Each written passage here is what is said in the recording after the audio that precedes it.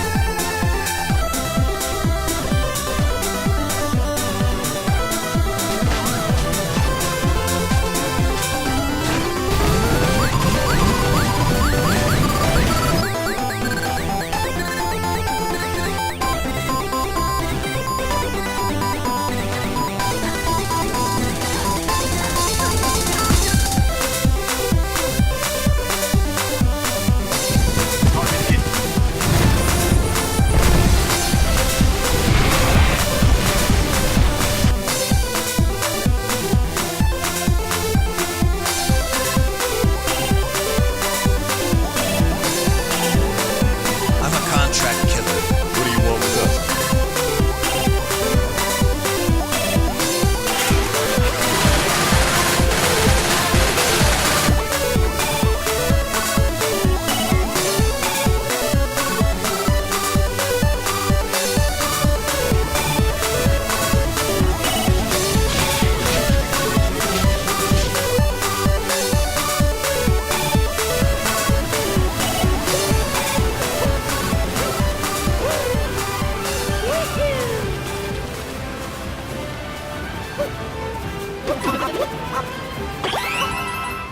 Hello, and welcome to the 2017 Completioning Awards. That was a small intro video that my good friend Adam put together of all the games that we have completioned over the course of 2017. That got me hyped. That was so hyped. So That's I'm great.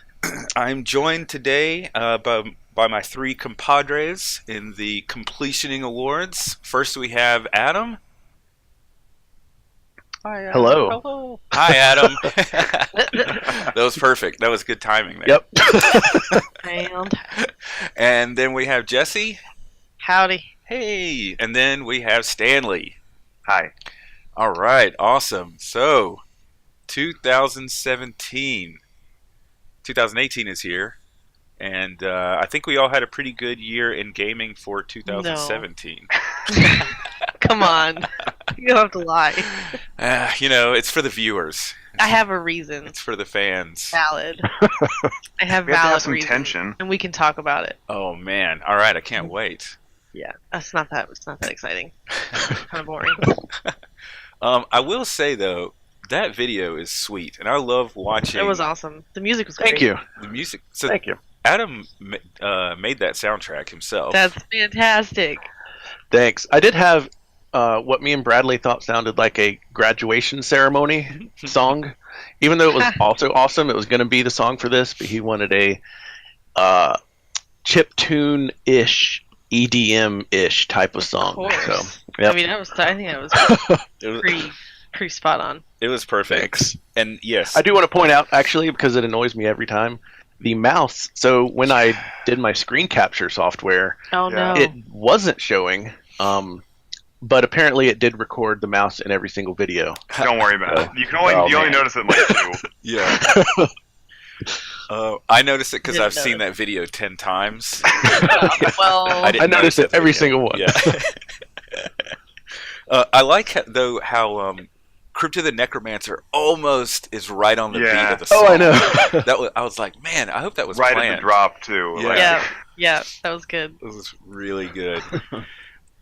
Okay, so those of you out there that do not know, this is our third year of doing the completioning. Our second year with Damn. doing it with Jesse and Stanley, so that's awesome.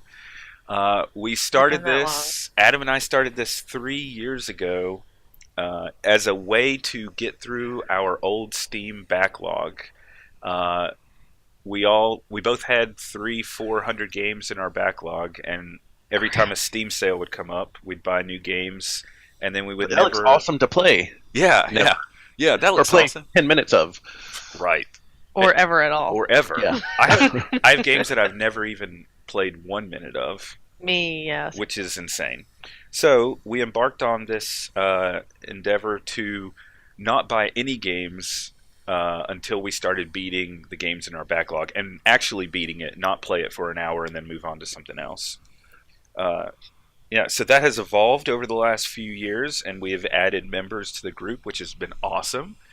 And here we are today with what is our total number of games beat last year, guys? Do we know what that number is? Math. 20, 42, 46 games beaten in 2017. It's not terrible. That's good. What was last year? Yeah, that's 20 awesome. More. Last year was a lot. Last year was a lot. 2016? Yeah. Yeah, 2016. That's okay. That's fine. No worries on Yeah. that. Wow, Bradley, you kind of crushed us last year. Yeah, I was in the zone. We'll talk Mhm. about that. Actually, we'll talk about that. All right, so I'll toss the floor to you guys to any sort of kind of intro comments. So, as is obvious, my game number is very, very small, even for me. I started school last summer, and wow. Hooray. yeah, Yeah, hooray! hooray. Because I'm trying to go back to school so I can get the hell out of food service and work in a real career. So I've taken 2 classes so far. I'm on my 3rd right now. This one is a little bit lighter on the coursework, so I've been able to game a little bit more this year. Literally this year, like 2018. Mhm. But yeah, I was doing a lot of schoolwork starting You in the said summer of last year. It was a boring so- reason you didn't have many games, but that's an exciting reason. That's cool. Oh, yeah, I guess. Yeah. Okay. Yeah, sure. I'm annoyed that it's cut into my gaming time, and it makes me look like I just didn't play Oh, any yeah, games. slacker, not playing more Yeah. video games. But I tell you, this is not an exaggeration. For my summer course at Wake Tech, it is condensed into 8 weeks, and I literally did nothing but go to work, come home, do homework, eat dinner, That's go to true. sleep, repeat Wow, for 8 weeks. that doesn't sound fun at all. No. It was intense. I mean, it was nice because it was a history class, basic American history, part 1, Yeah. pre-Civil War. So it was interesting, but it was a lot. Mm. I kid you not, and Stan can attest to this. I didn't do anything except schoolwork. Yeah, I and work. cooked a lot. He cooked all of our dinners. He did all the housework, Nice.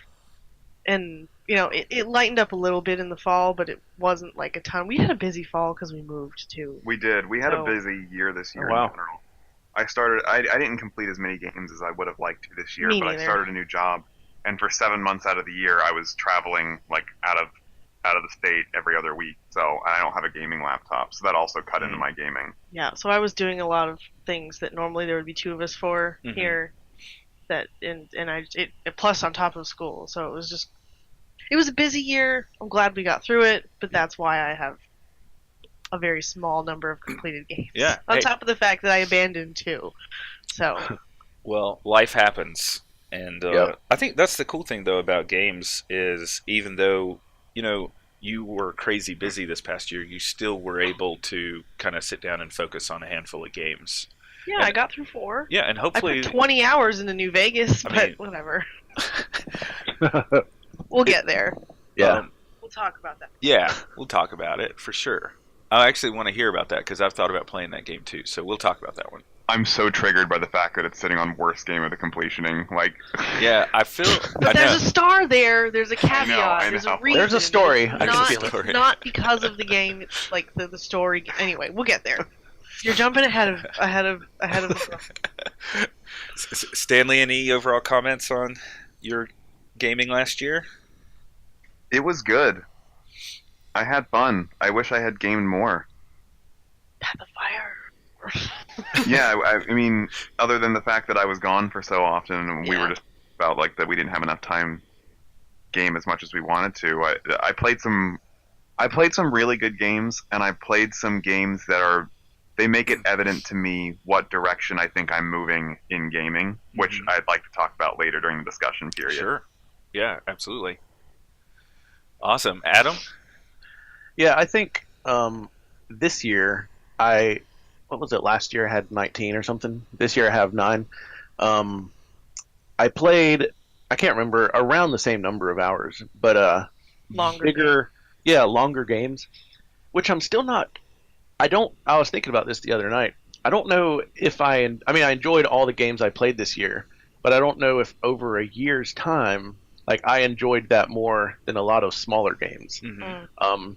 But things like Einlanzer was 50 hours, and Zelda I've put Yeah. in stupid amounts.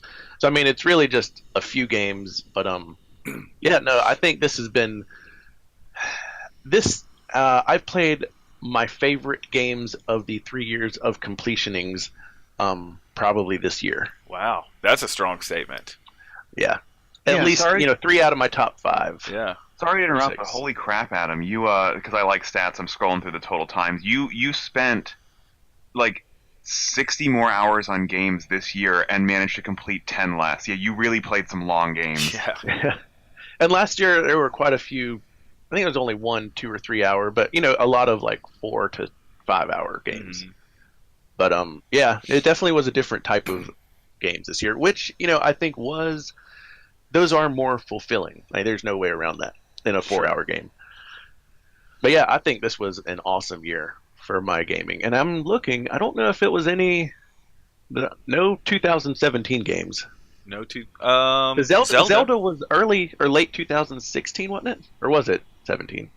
For Wii U, maybe. No, because it was a launch title for the Switch, which came out summer 2017. Okay, cool. Well, I have one. Good.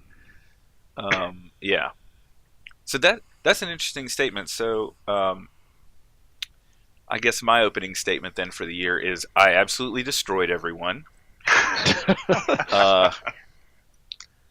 I almost did as many games as you guys put together, but not quite. Wow.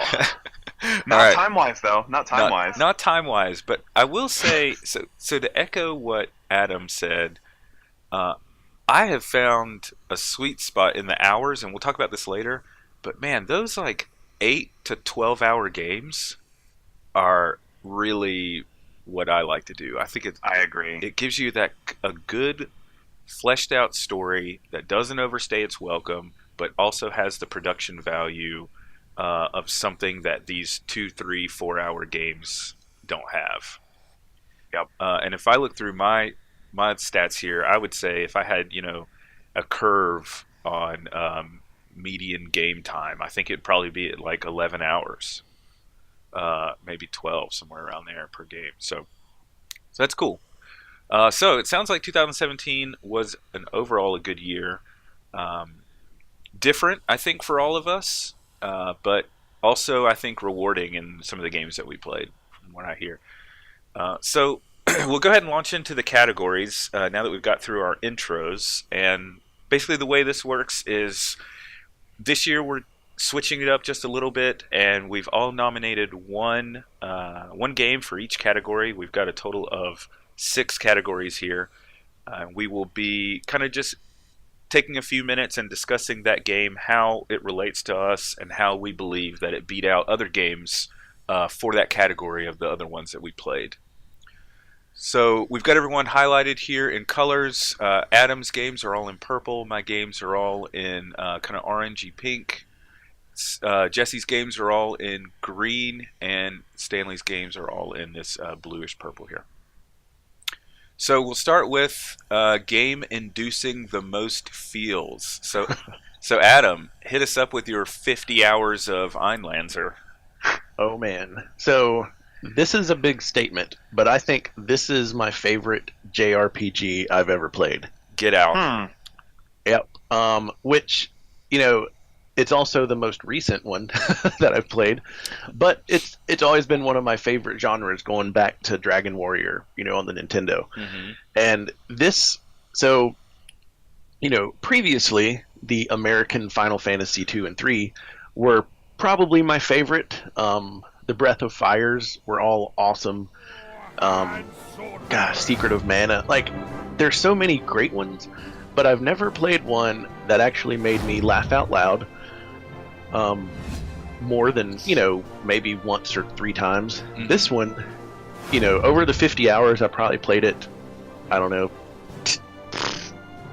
15 nights or something like that. Wow. And, every single night there was some laugh out loud moment, which isn't like a feeling thing, but it got me in the game. And as far as the story goes, I've never actually felt emotion, or like more than just the tiny amount, during a game and during the story. Like, stories have been amazing, but I've never felt emotion like with this one. And it was it says it somewhere on the preview thing here, I think.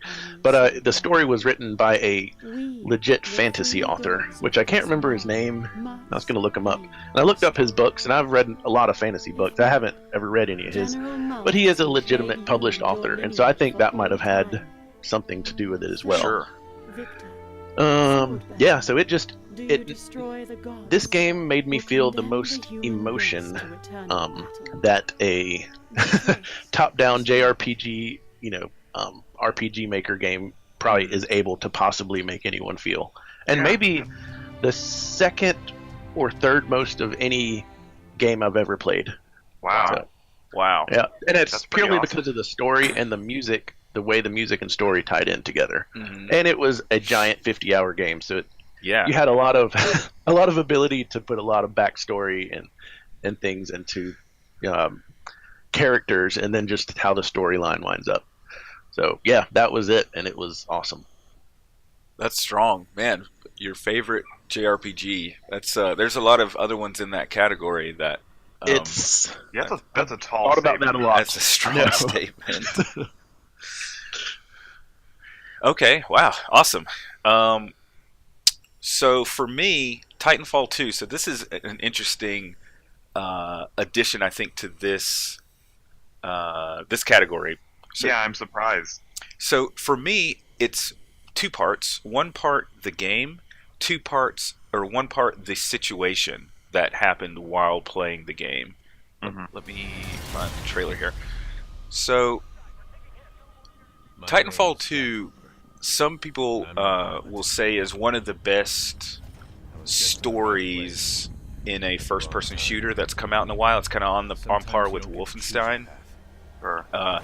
You have this mech, and you end up really, the mech has a huge personality, and you follow it throughout the story, and it helps you, and you help it, and you guys get into desperate situations, and the story wraps up in a really amazing conclusion that makes you feel emotions for this metal object that you've spent the last 10 or 12 hours hanging out with. It's almost like if you played a game and you had a pet the whole time, and that pet had a personality.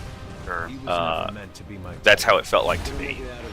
Then the second half of that is I played this game over the course of 24 hours, and my wife's cousin was in town, and she had brought her boyfriend, so my wife's cousin boyfriend was here. And this guy, I'd never met him before, and he was super quiet the whole time. And Right. we started talking about video games. And he's like, yeah, I play, like Halo and Call of Duty and stuff. And I was like, man, I just got Titanfall 2. Do you want to, try it? So we put it on the TV, and we booted it up and started playing. And the next thing you know, we were doing the old school, I play a level, you play a level, switch the controller back and Oh, forth. nice. And it was 10 hours later. My wife and her cousin had gone shopping and had come back, and we're still sitting in front of the TV crushing this game. And we played 6 or 7 hours the first day, got up the next day, woke up early, got some coffee, and played through the rest of the game. And it was an absolute blast. It was like playing a game as a kid and switching the controller back and forth with your best friend. That's awesome. So that is definitely my nomination for this one. On those two, my dogs are killing each other apparently. On those two reasons alone. That's really cool. So Jesse, I put down Life is Strange. I don't know if you guys heard about this game. Yes. It was an emotional roller coaster that I was not prepared for, did not expect at all. Out of a game about two girls at a private prep art high school out in I think it's Oregon or Washington, one of the two. I'm pretty sure it's Oregon. And I don't know how to explain how insane this game was, because it just was so. I did not expect how dark for it to get. You play through the story. It's a walk-through story game where you're making choices at every turn. And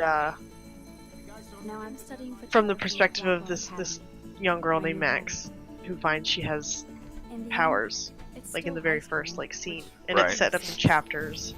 Weird stuff's going on in her town where she goes to school. It's just.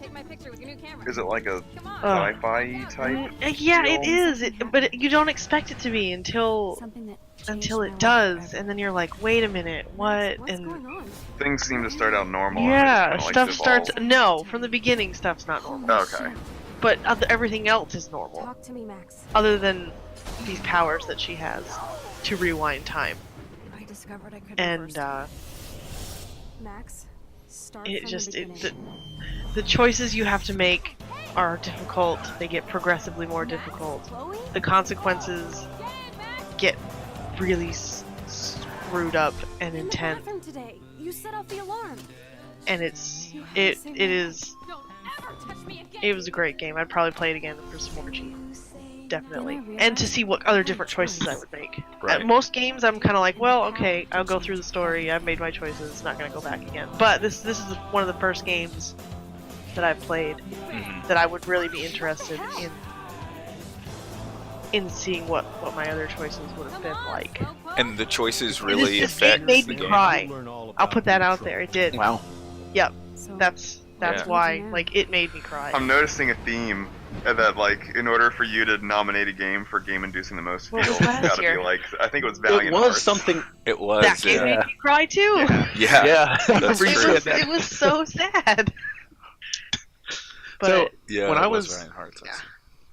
I think that's a big statement because I see people in video game reviews or something saying they'll replay something for the story, and I've never really wanted to do that. But I feel like you neither. saying you would do that for this game is a big deal. I feel like it has to be really good. Especially since you Someone know how it really ends. You know? well, see, it doesn't have to end that way. That's the thing. I can't. I don't want okay. to spoil it. Yeah. That's the thing. Is it doesn't have to end the way Gotcha. that That's I always chose a better it way to do end. the choosing ending, because the Mass Effect 3 problem that happens in 2Z games sometimes. Like, your choices You know really where it's gonna matter, go. but it's nice when a game like does matter. Yeah, do you remember when, Stanley, when I was making that decision? Yeah, you sat there and just I like sat agonized here and over it. agonized over the choice because I knew this was the end of the game, and I was Yeah. like, "What do I do?" So it was, yeah. I think I still have it. I haven't uninstalled it yet, so. Now, isn't there like a second? Is there Life is Strange 2? Yeah, Or like a and prequel or I, something? yeah, yes, yeah. I'm trying to remember what the hell it's called. I think Life they're is developing Strange. Life is Strange. No, it's coming out. No, Yeah. it's like out. I think And it's I'm out, yeah. trying to avoid looking at it because I don't want the spoilers. Hmm.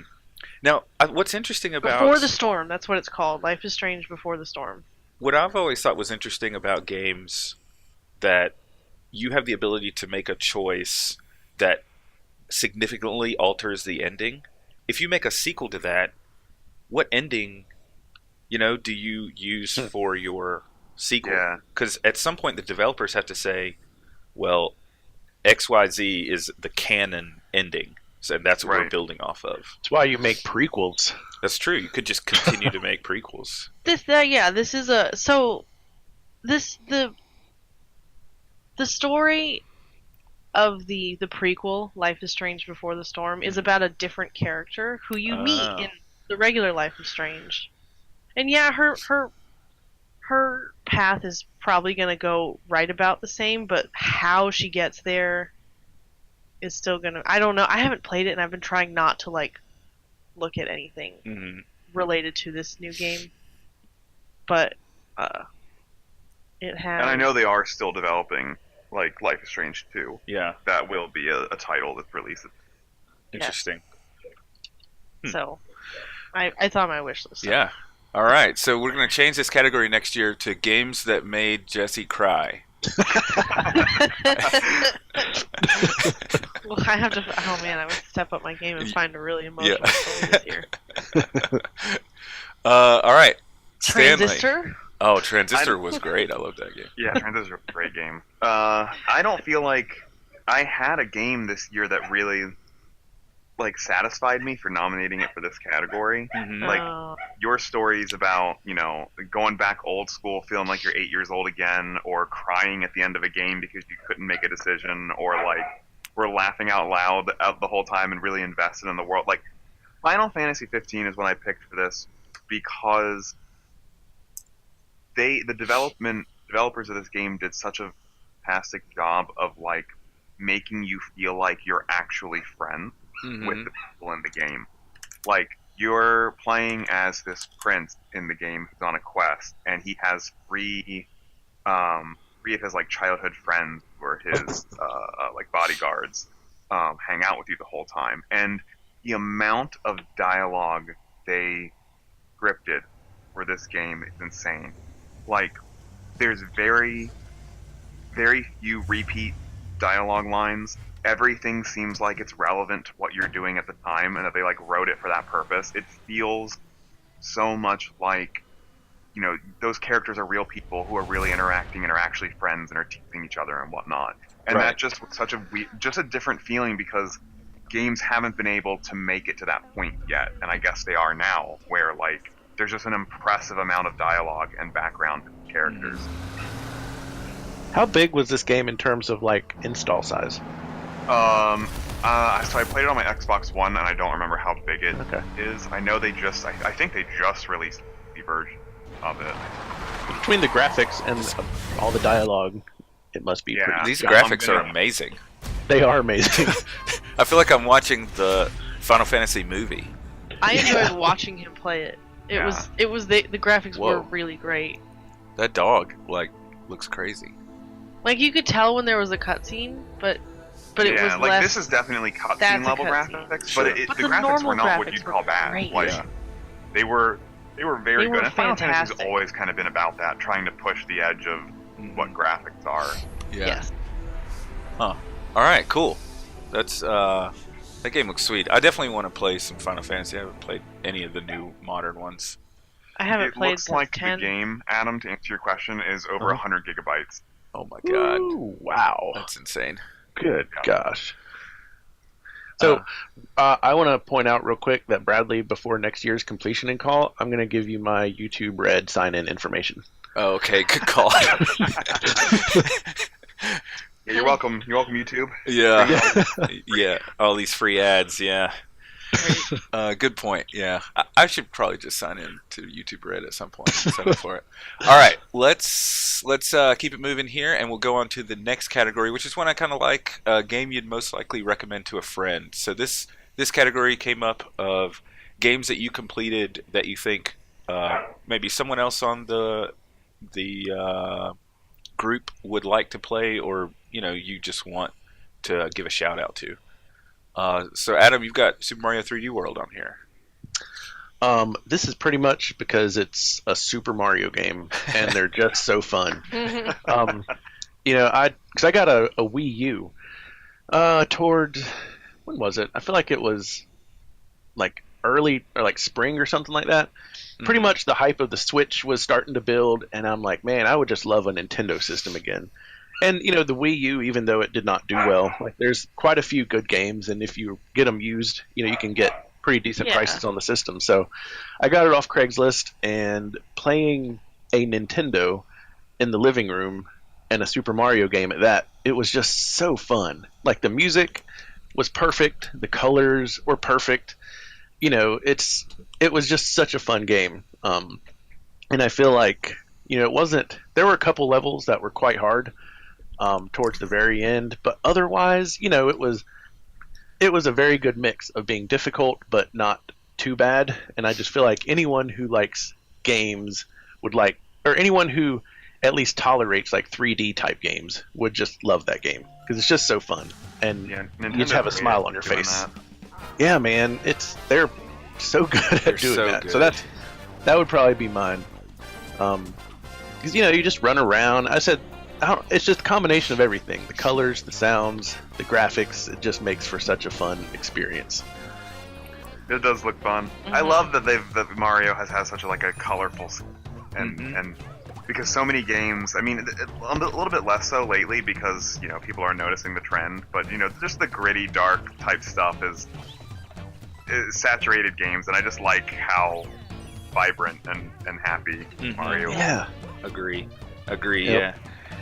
Yeah. Mario just what's interesting, Adam, is I'm seeing elements from this game that are also used in Mario Odyssey, which is kind of cool. Yep, there definitely are. There's some common traits. It's cool. Okay. Yeah, so Mario 3D World. Definitely, if that comes to Switch, there's a 100% chance I'll play it. What do we got next? Is Doom. Okay, Doom. So I put this on here because, holy crap, id Software came out with a first-person shooter in 2016. This is the new one, right? It's the brand new one.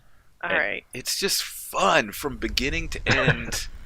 It's like a dumb story about a faceless guy that just wants to shoot demons that have come from hell, and you just rip and tear your way through this game. And this is a game, like I played it on medium, but I would have no problems with someone saying, I just put it on easy and just crushed my way through the entire game, killing things left and right. Because that's just the kind of game it is. I played this whole game with like a smile on my face, and I think if anyone has any compulsion to play a first-person shooter, this is the one that you play.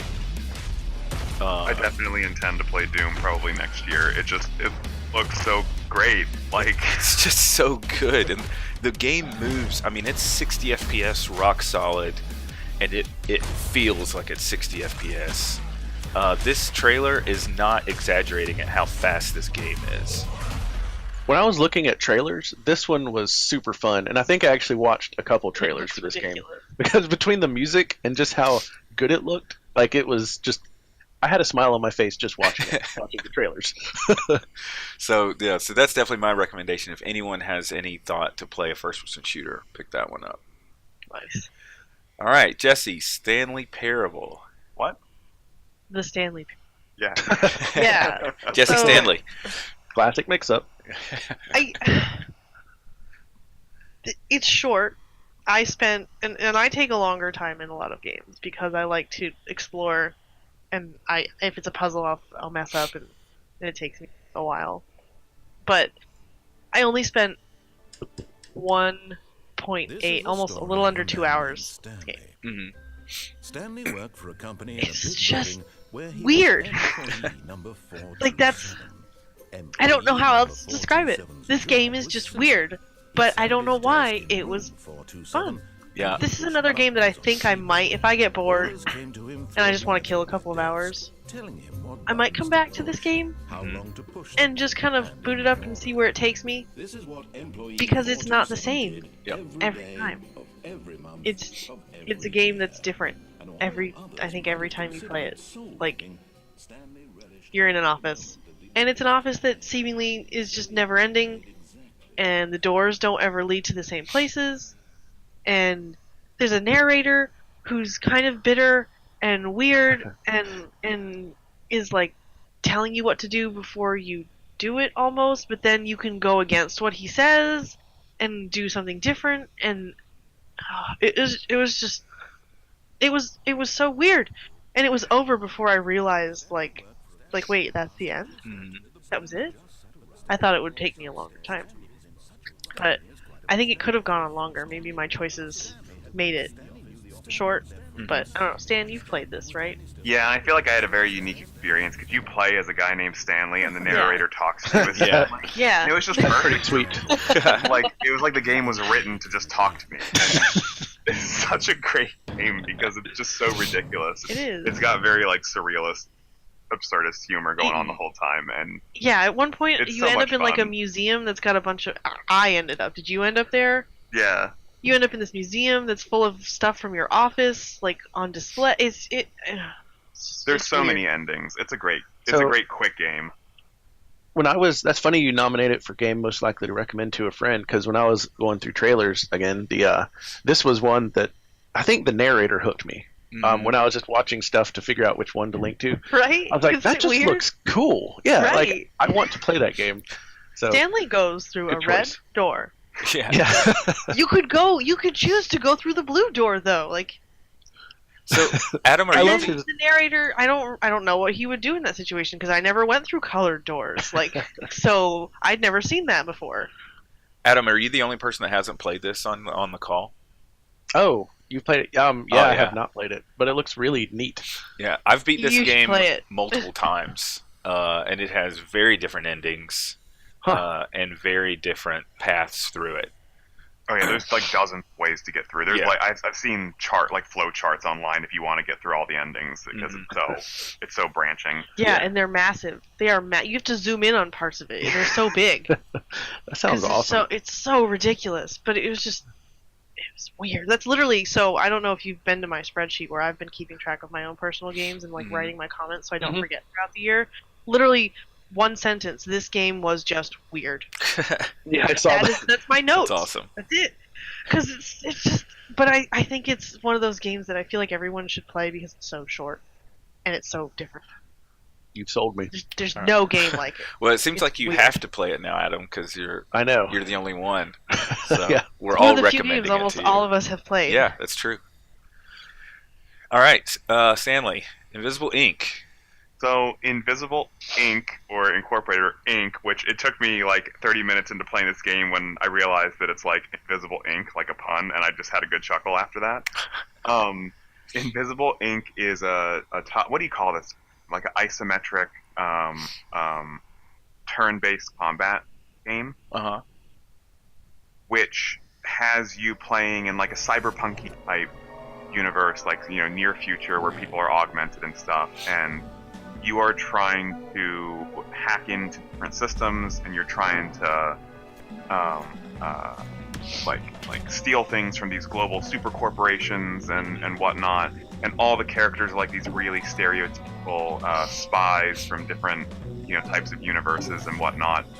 And it's just a really interesting, clever game. Like it's not too slow Mhm. because the games progress in a similar way to like XCOM, where there's a certain number of turns and things are going to happen at the end of those turns, but you have to make your choices as to where you're going to infiltrate and whatnot count, because you have to get certain amounts of supplies and loot and stuff to prepare yourself for the final mission that's going to happen. And you can get new spies and whatnot, and it's just a really interesting, fun, quick game to play. Like, it's just very unique. I haven't played a game that has the same sorts of mechanics as this game does, and I'd just recommend it to anybody who likes those sorts of turn-based combat games. Cool. I actually do like those sort of games. I don't play enough of them. Like, I've played XCOM and SteamWorld Heist, and that's probably, and I guess now I'm playing Mario and Rabbids, but yeah. So I will probably play that game. So that's probably. I think it has a cool aesthetic too. Yeah. Like the look, it knows what kind of art style it's going for, and really hits it well. Right. Very cool. All right, so that closes down a game you'd most likely recommend to a friend, and we will move on now to a heated category, most disappointing. So, Adam, Dragon's Dogma, aka the Fantasy Walking Simulator. So this game, I wanted to put something else here, since Dragon's Dogma deserves worst game of the 2000s completioning, and but it also was the only game that was disappointing. So it's because it starts out awesome, like the graphics are pretty sweet, and the story seems cool, and immediately you realize, like, you have 3 companions that you can sort of trade out with this alternate universe kind of thing. You can go through a portal, and it's amazingly well done. So right from the start, I'm like, this is going to be such a cool game. It's going to be kind of like Skyrim, but a little different, but pretty similar because it's all about a dragon. And then it just looked turned like Dragon Age. It's A actually, little I've bit. never It does played look that. like Dragon but Age. I feel like it does. So anyway, it turned into Fantasy Walking Simulator, and the big open world is really just a series of corridors through this open world. Like, you can never go to that mountain in the background, ever. You can't get a 50th of the way there. And so the look of the game is that it's expansive and awesome, and you have all these choices you can make, but it is really not about choices or open world or anything. And the quests make you go from one end of the world to the other. And I've never really cared about fast travel. I think it's cool, but it's also cool when a game doesn't let you. But when the exact same 20-minute walk, you go through it multiple times, kill the same stupid ass minions, whatever, that are just annoying. They're not even hard or fun. They're just annoying because they fly and you can't hit them but once every 10 times. Like, it became such a tedious game to finish that I can't even believe I spent 20 hours on it. But I just had to get it done. And so it went from one of the coolest games within the first 3 hours to just the biggest disappointment. I also So just love that one. that in that trailer there was a graphical bug. Like, Right? I saw that. I saw I that didn't know too. if I was the only one that saw that, but that was awful. I saw it Like, too. that was so bad. If Adam, if you hadn't nominated this for most disappointing, I would have just taken off whatever you did nominate and put this on here, because so the whole time Adam was playing this game, he would just message me like, why am I walking so far? Like, I want this game to be so good. And he would say, like, he would have to do a quest and he would walk 20 minutes across the world to get it, and then, like, to turn it back in, he had to walk the 20 minutes back. Yeah, to the castle. There is fast travel there, but it's with a portal stone or something. But you have to, like, place 2 stones, and you can travel between them. And they're extremely rare. I only saw 2 the whole game, but apparently there's, like, 4 or something in the whole world. But you have to know where you're most likely to be going next. Like, you're just as likely to place it somewhere stupid that you'll never go again, and you're not going to walk 15 minutes to go get it later in the game to place it at another random place you don't know if you're going to be going back to. It's just... But a lot of people liked it, but it was terrible. Well, they're shallow game. Yeah, exactly. Once they got her. All right, so Need for Speed Hot Pursuit. This definitely hits my most disappointing category. I was surprised to It's see an- this. It's a Need for Speed game. So first off, I love Need for Speed. I love Oh, racing well, games in general. Okay. I love just sitting down and crushing through some races. They take 3 to 5 minutes each, and it's super fun. The problem with this game is you spent the entire game, literally 99% of the game, building upgrades and adding to your car and making your car cooler. And then the final, we'll call it a boss fight, the final tournament, you got none of those. What? Then why? That's so stupid. I was like, wait, what? I had to do this race with none of my upgrades, none of my boosts, none of my superpowers that I've spent 10 hours playing this game with. And it Sounds just stupid. it just crushed my spirit. And I ended up having to play the game, that final race 5 times because I wasn't used to playing without any of those abilities. Oh. So I wanted that game to be really good because I have a lot of nostalgia for Need for Speed and I love racing games. I see. So that is why it's most disappointing for me. Next is oh god. All right, I need to skip Jesse real quick and go to Stanley fine. because I'm I need to go. fine. I need to let my dogs out. Okay. So Stanley, you go, and I'm gonna let the dogs out. Okay. So I feel like Deus Ex Human Revolution got a really positive reception. I don't understand why. When it came out, and I watched him I play was most kind of of these excited games. for it because it looked cool, and I always heard a lot of people who had talked about how great it was and whatnot. The trailer looked And- cool. Yeah. And I completely understand and appreciate what the game was trying to be, but I just felt like it was done really heavy-handedly. I think that I would have probably loved it if I was 16 years old because it's like a game that Oh, isn't God. as fully developed as you get once you become an adult. The world was well built and it was trying to bring up these philosophical questions about human augmentation and the implications of it and the issue of control and the pillaging war that's going to happen with technological advancement, and they're worth addressing. But and I don't want to spoil it, but all of a sudden the Illuminati are in it, and there's all these tropes that are showing up, and what I thought was going to be an original story was just kind of I feel like I've been here before, and this lame kind of It it was lame to uninspired watch. feeling once you got a certain distance. And then Jensen, the main character, he's like, oh, I'm so dark and I'm an edgelord. You're literally an edgelord. everything I say has edgy. 5 And it was just o'clock okay, shadow, homie, yeah, sunglasses. I would have fucking loved it if I was 16 years old, but it wasn't good it was at bad. 25. So I thought the stealth missions were pretty good, early on. But after a little while, when I started getting frustrated with stealth, I realized that I could just brute force everything on the medium difficulty, and I could just shoot everybody, and it wasn't that hard of a situation to get through. So it felt like there was a ton of emphasis on stealth, and then there would be these situations where it's oh, you have to fight now, and it's oh, okay, so why don't I just spec into combat for the whole game and just ignore the stealth? I don't know. I think that the game could have been really good, and they just ended up. It just wasn't as good as the potential was there for, and that's what was disappointing about it. I could see the potential, but they just didn't live up to it. That disappoints me, Stanley, because if we had a category called game you have started the most amount of times and never got into, this would be it. I've installed and uninstalled this game probably half a dozen times. Is any of that what I said? Why? I don't know. It just never grabbed me. I wanted it to. I wanted it to grab me, but I just never could get more than a couple hours into the game. I mean, I don't blame you at all. It's bad.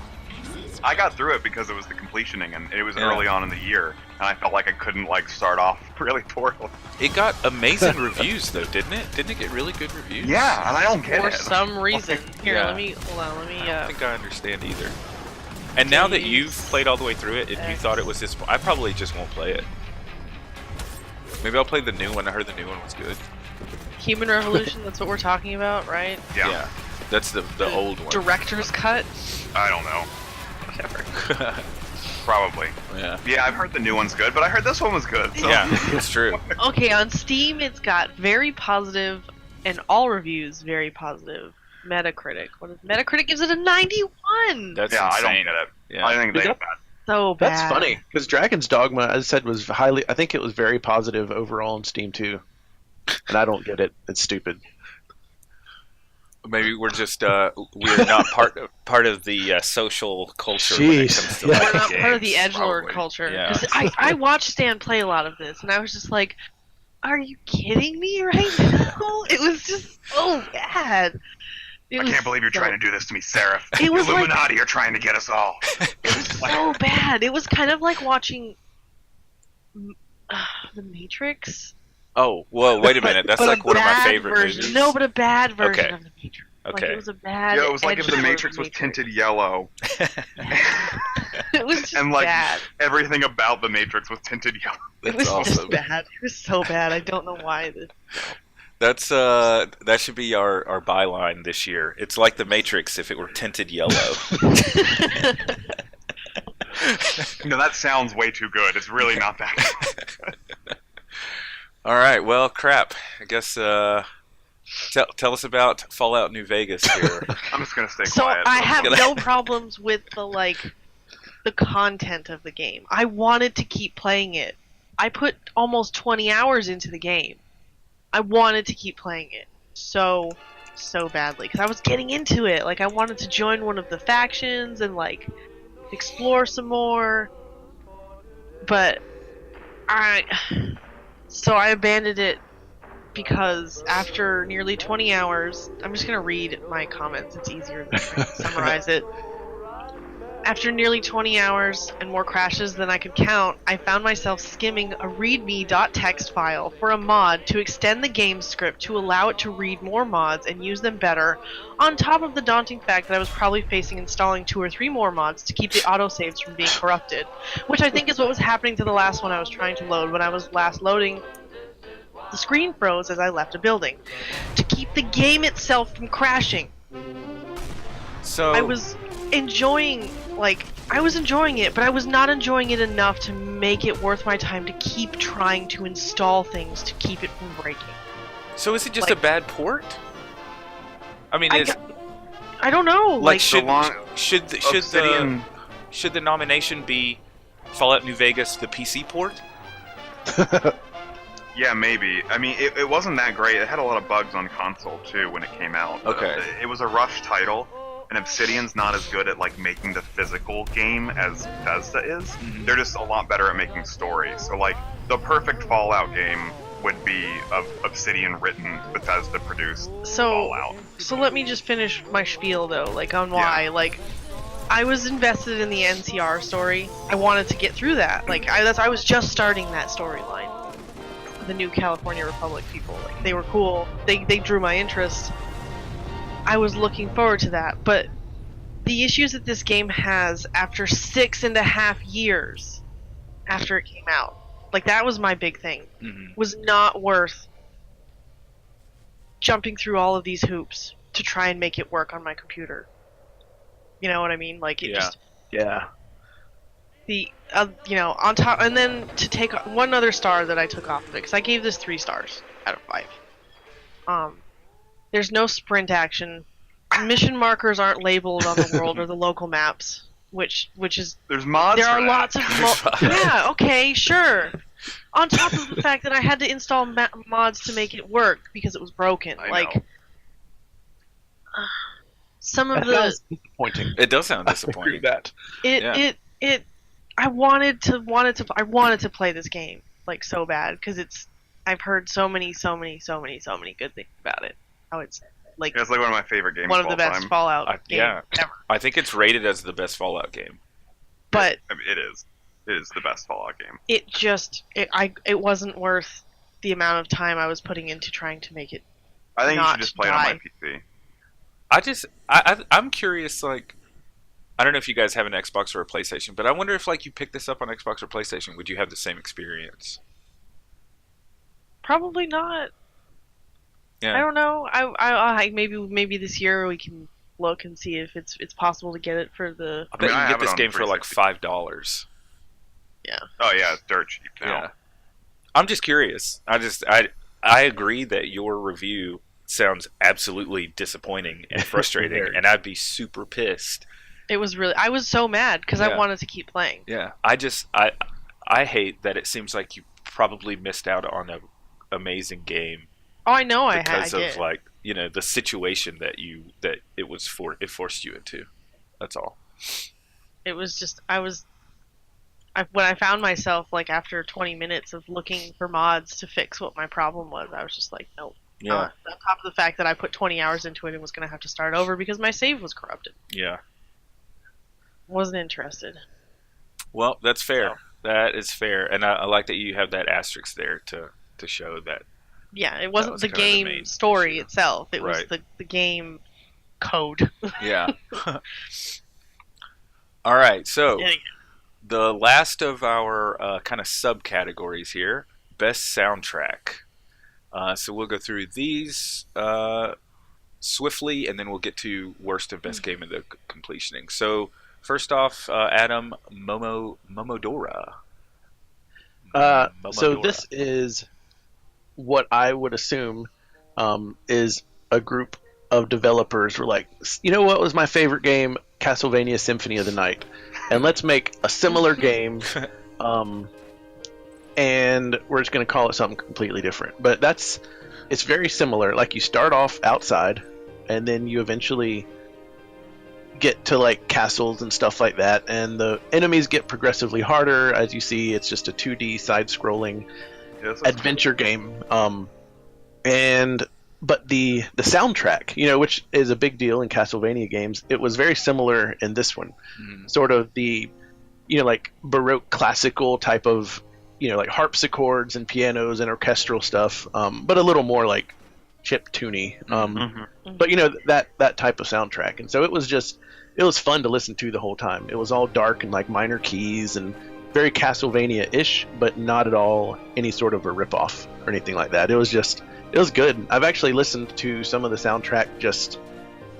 That's an interesting boss, but Yeah. I was But, just sorry, I got lost while you were attacking a large-breasted It's weird. woman. It's like out of the blue, just Yeah. to attack the boobs of a boss, and there's nothing else ever like that again. But anyway, yeah, the soundtrack Japan. was fun to listen to, even out of the game as well. So it's just a Castlevania. If you like that type of stuff, then this one's also great. Awesome. Yep. So mine is similar in a way. So I played through Shovel Knight on my 3DS, and it's just great, like old school chiptunes music. And same thing, I will have this on in the background, the soundtrack, like while I'm playing any like strategy game, that I don't really like the music to. I'll have this music on. Even if I'm like cleaning the house, I'll have, because it's just like epic chiptunes. Kind of nostalgia music in a way, and it sounds better than what you used to hear on NES. Probably because I'm sure they have more components to be able to design better sounding soundtracks. Yeah, What is this? you can. This is Shovel Knight. Oh yeah, the Shovel Knight. I've read some interviews talking with the composer, he's fucking phenomenal. That he kind of worked within the limitations of, because like the NES had 4 sound channels. I think it's a triangle wave, 2 square waves, and a noise channel. But Konami infamously were really frustrated with how. Oh, I didn't realize I was interrupting something. Sorry. No, that's fine. I was confused for a second. You can finish your statement though. Oh well. Konami was really frustrated with how simple the NES's sound chip was. So in a lot of Konami's games, Castlevania being a big example, they included a auxiliary sound chip in the cartridge to add like 3 or 4 more channels to give them access to more instruments and everything.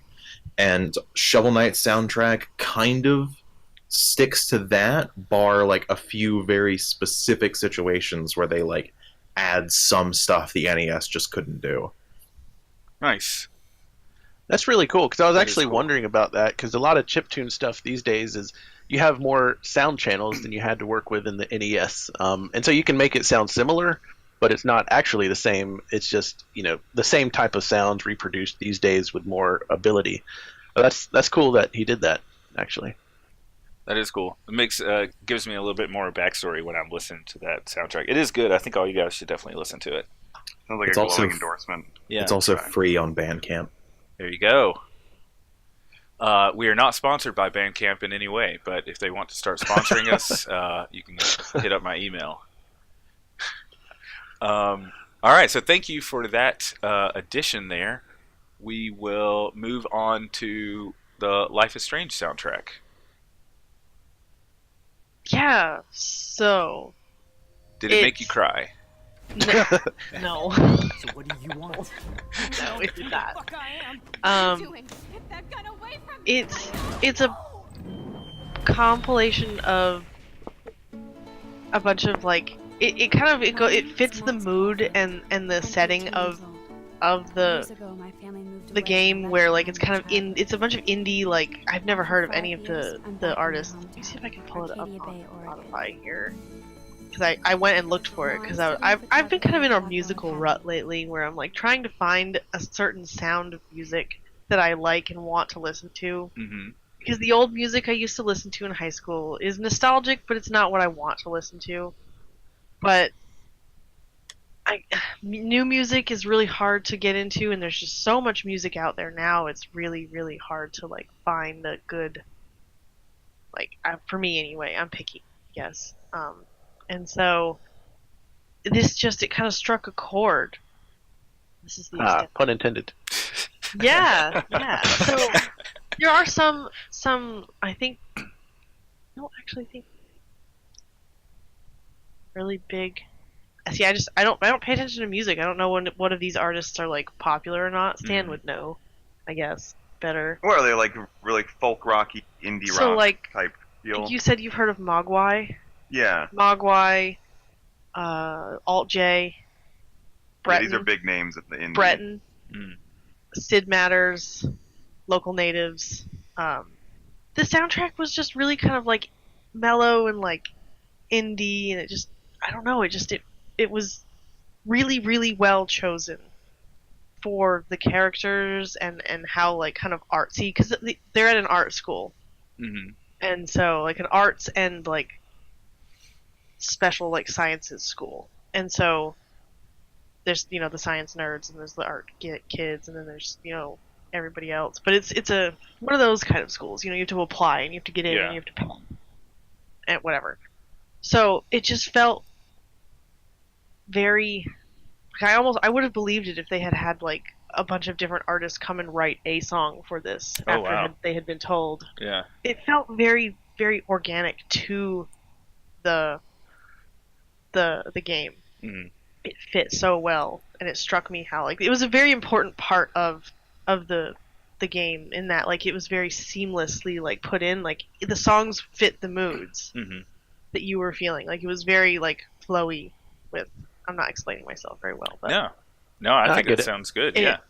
it's on the Life is Strange soundtrack is on. Let's see if I can get a playlist link. It is on Spotify, and then there's an extended version that has similar songs to it. That's just got a whole bunch. Somebody created a playlist that's just got 72 songs versus 13.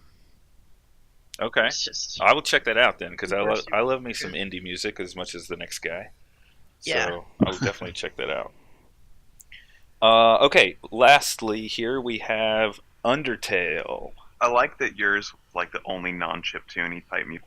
That's true. soundtrack That's a this good year. point. Yeah, we have We a clearly theme. had some nostalgia going on as we were listening to these. Don't get me wrong. I love chiptune. Chiptune is great. Like when Stanley Calls, it's a kind of chiptuney rendition of Portal 2. It's like radio song. Nice. But anyway, I almost nominated Undertale for game inducing the most feels, game you'd most likely recommend to a friend, and best soundtrack, but I figured that wasn't gonna be like, it wasn't such a great idea, so I just cut it down to the best soundtrack. The soundtrack is just like Life is Strange, like very heavily part of the game and what it, how it's incorporated, and all just the sound design of this game is great. I think that it's a very interesting game, and like just the mechanics in general, and the sound really complements that. I'm trying to keep it to best soundtrack like type game, but I think that I would also recommend this to everybody in the call to play, just because it's a cleverly done game with everything from mechanics to the art style to the soundtrack itself to all the sound design, like really coming together nicely in one package. I heard a lot about this game the year that it came out. I think it's like 2 years old, probably, or something like that. Yeah. And the soundtrack was definitely part of that conversation. Yeah, it's a good soundtrack.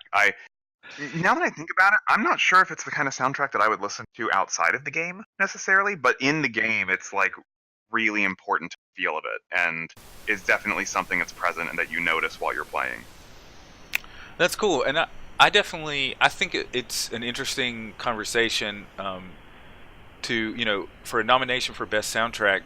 Does that lean towards a soundtrack that you would listen to without playing the game, or a soundtrack that perfectly matches the game?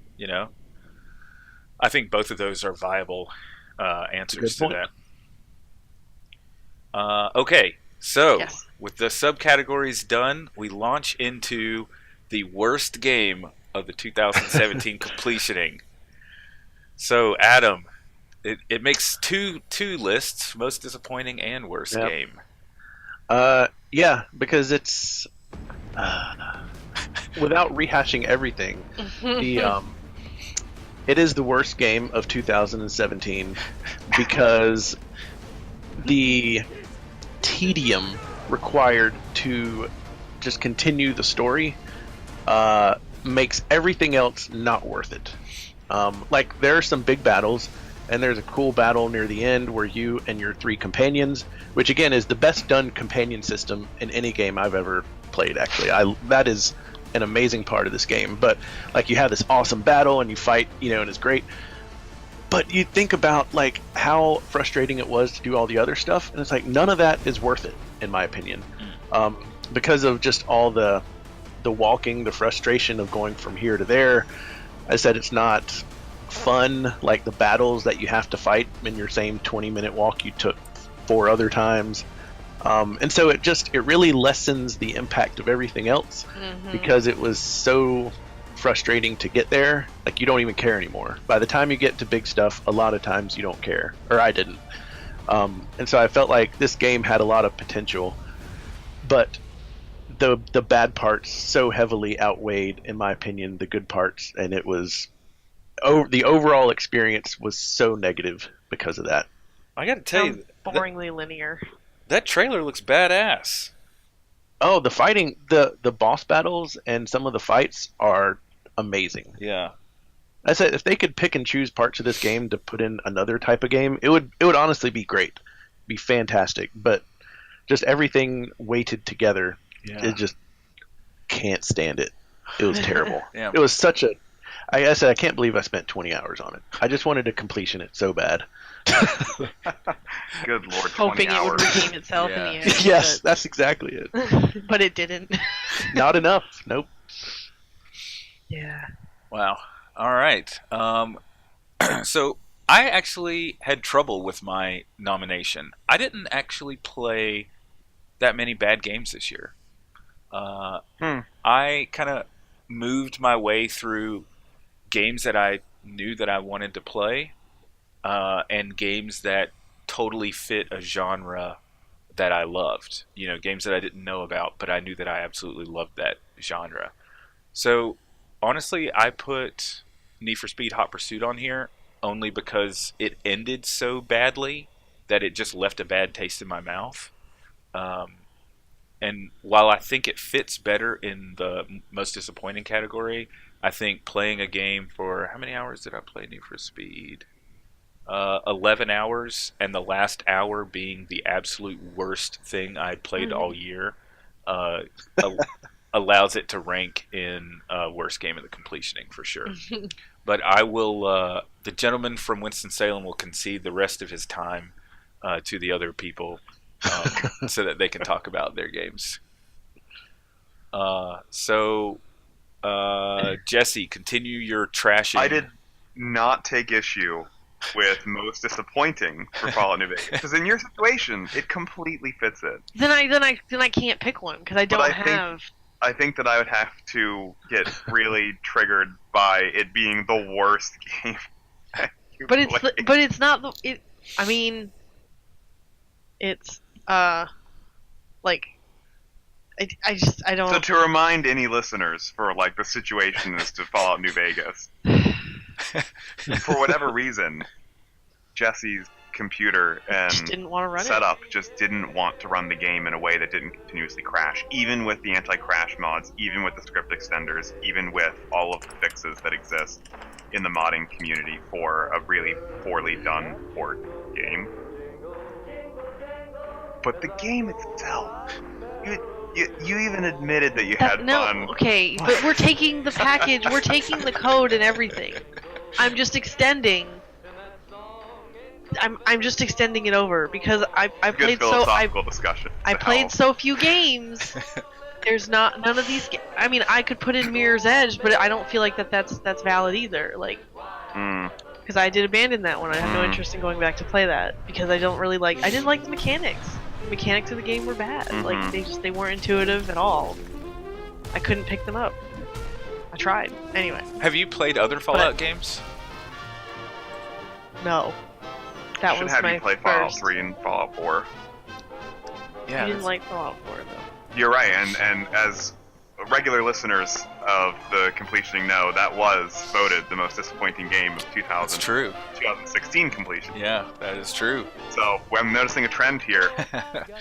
Fallout seems to be right at the top of our list for worse than most disappointing game. Yeah, it's literally the coding side, the code side, and also the little things, the little quality of life things like no sprinting, mission markers aren't labeled on world or maps, which is problematic. It's problematic for missions, multi-part missions, and there are lots of multi-part missions in Fallout Vegas. Like, and it's hard to find out where to go. Like, and the music just got repetitive. Oh my goodness! All right, we got to move on. It needed more. It needed more. Like, listening to the same literal handful, it was probably like 5 to 10 songs over. It's like listening to the regular radio. There's yeah, like they're really good. Songs, no, but sure, if you're switching stations every 5. But what about Johnny Guitar? Didn't you just Fuck love listening that to Johnny? Song. Fuck that song.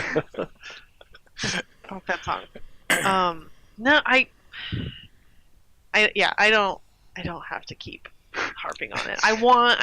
It was mostly the code, the port aspect. It really disappointed me that they've abandoned fixing that game for PC when so many people game on PC now.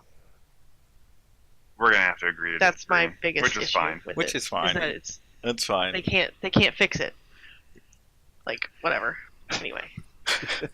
Yeah, it's weird. When you started talking about New Vegas being the worst game of the year, we had 300 people in the chat, and now we have 4. So I guess everyone just left, and there's no. No, we didn't. No.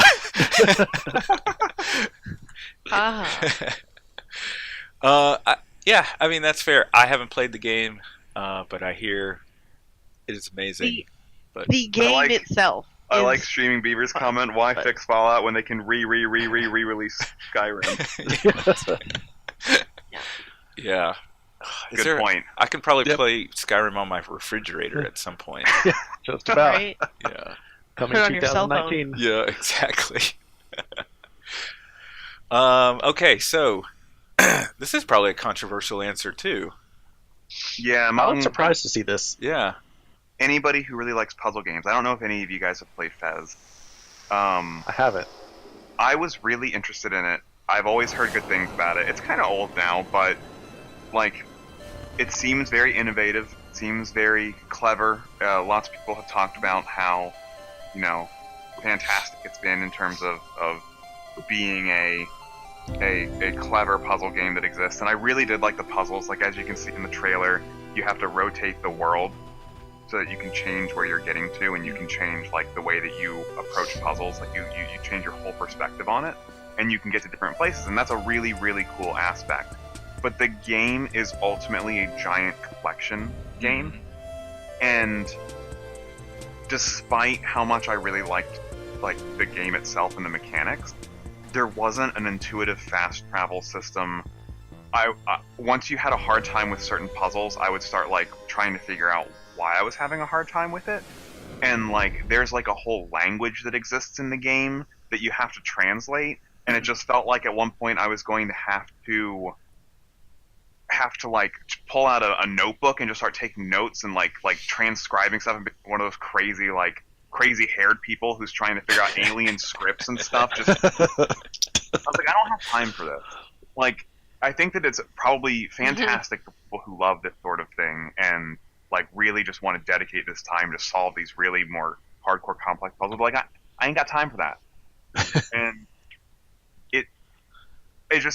it could also have been one of the disappointing games, but it was the worst for me because it didn't compel me to finish it. It compelled me enough to want to like experience it, but once I'd experienced it, I was kind of like, okay, I get what this game is, but like, I just don't feel like putting in the 20 hours worth of puzzle solving it's going to take with writing things down and trying to like remember how to get. But that's another thing. The fast travel system's not intuitive and doesn't take you anywhere you want to go, which is fine. But the fact that you kind of have to like resolve all the puzzles to get back somewhere, I'm just kind of like, why? Like, just, I don't know. It just, maybe it was a different time when it came out and we didn't, we weren't as, entitled, quick, got to get through the next game, type people. But yeah, I mean, look at games like Mario or the Sonic games or Vector Man or where you have to figure Like it out Metroid. or you can't get to the next. Yeah, but that's fine. But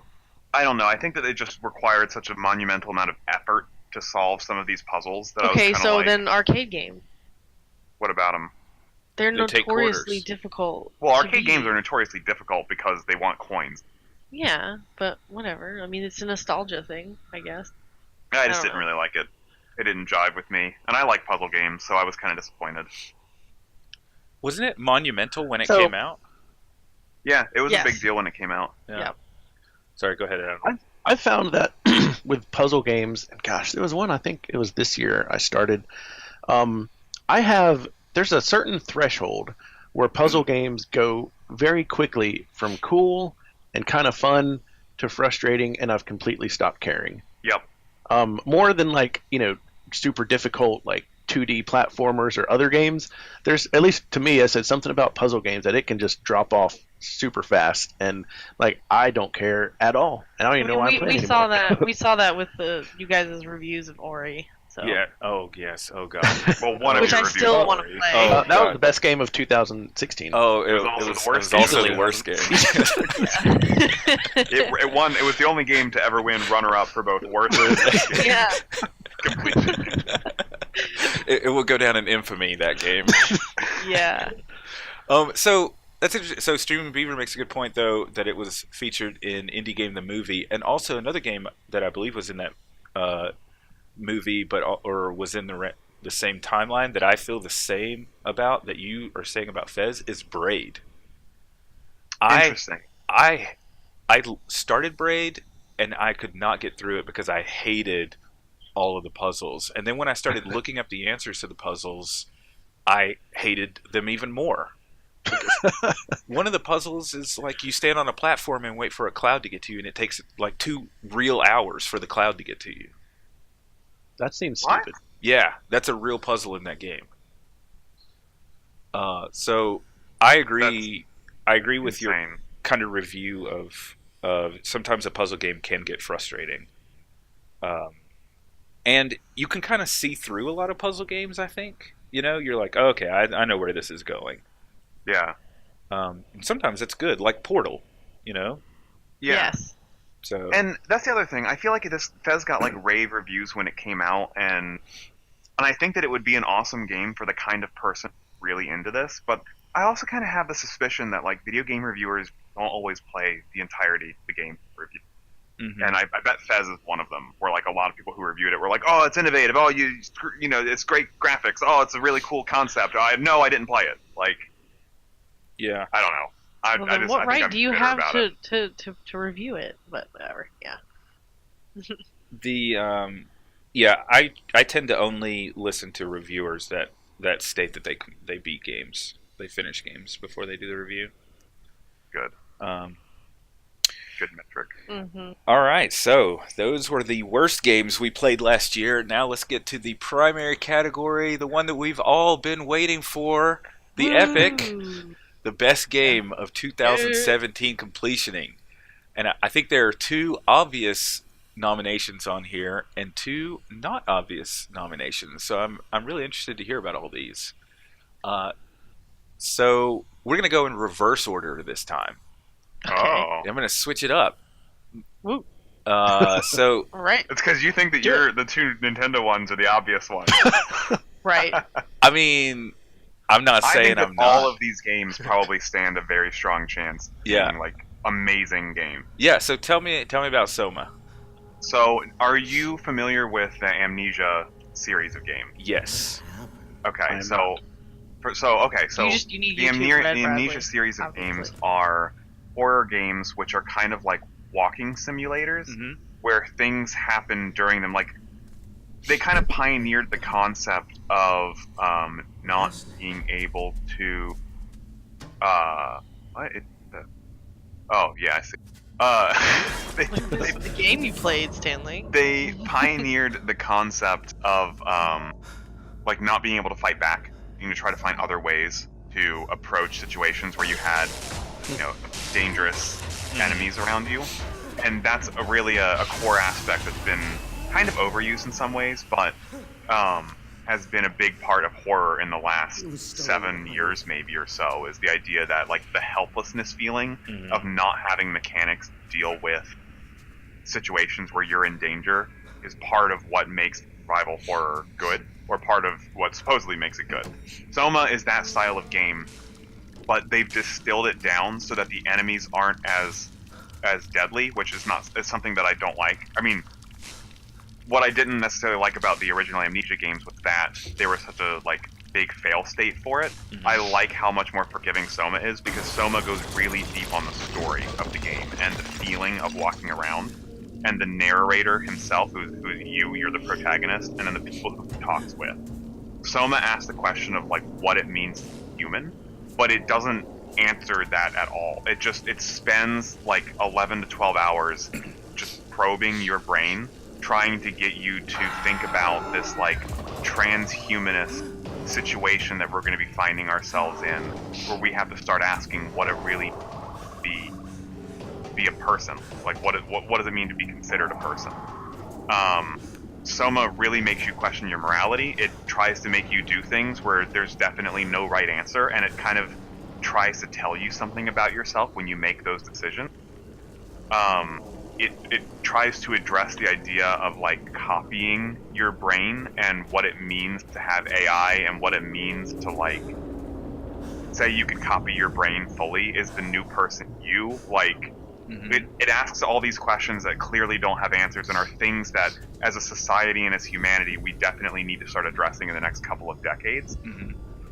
But it does it in such a way that like it's clever, and the writing is really good, and the dialogue is great, and the whole feeling is very, very creepy. Bradley, when I came over to your house and you let me try your Oculus, Yes. there was a whatever you call it, like a situation that you were put in when you were just testing it, where you were like in a submarine or something like Oh, that. yeah. And it was in the middle of when I was playing this game, and it made me like start having a mini panic attack when I started looking around, because Wow. the game has such a fantastic aesthetic and feeling, and it's great. It's just it hits all the buttons for me. I don't think it would for other people. I really like the dark, spooky stuff. Sure. Like the spookier the better. I like those really weird questions about AI and sci-fi and that kind of stuff, and just the whole thing just ticked all the right boxes for me. And it's one of my favorite games ever now. Wow. Are there jump scares in it, or is it just situational, like mind thriller scary? There's like a couple of jump scares, but they're not jumpy as much as they are sudden things that happen that you need to start reacting to, which is, it felt more realistic than just something jumping in your face, like don't imagine Outlast for jump scares.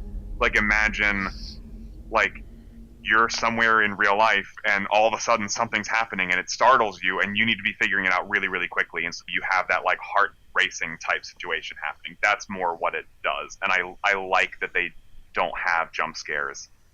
Okay. So is this the new? So, Streaming Beaver says it's the opposite of Resident Evil, but I've heard this be called the new Resident Evil.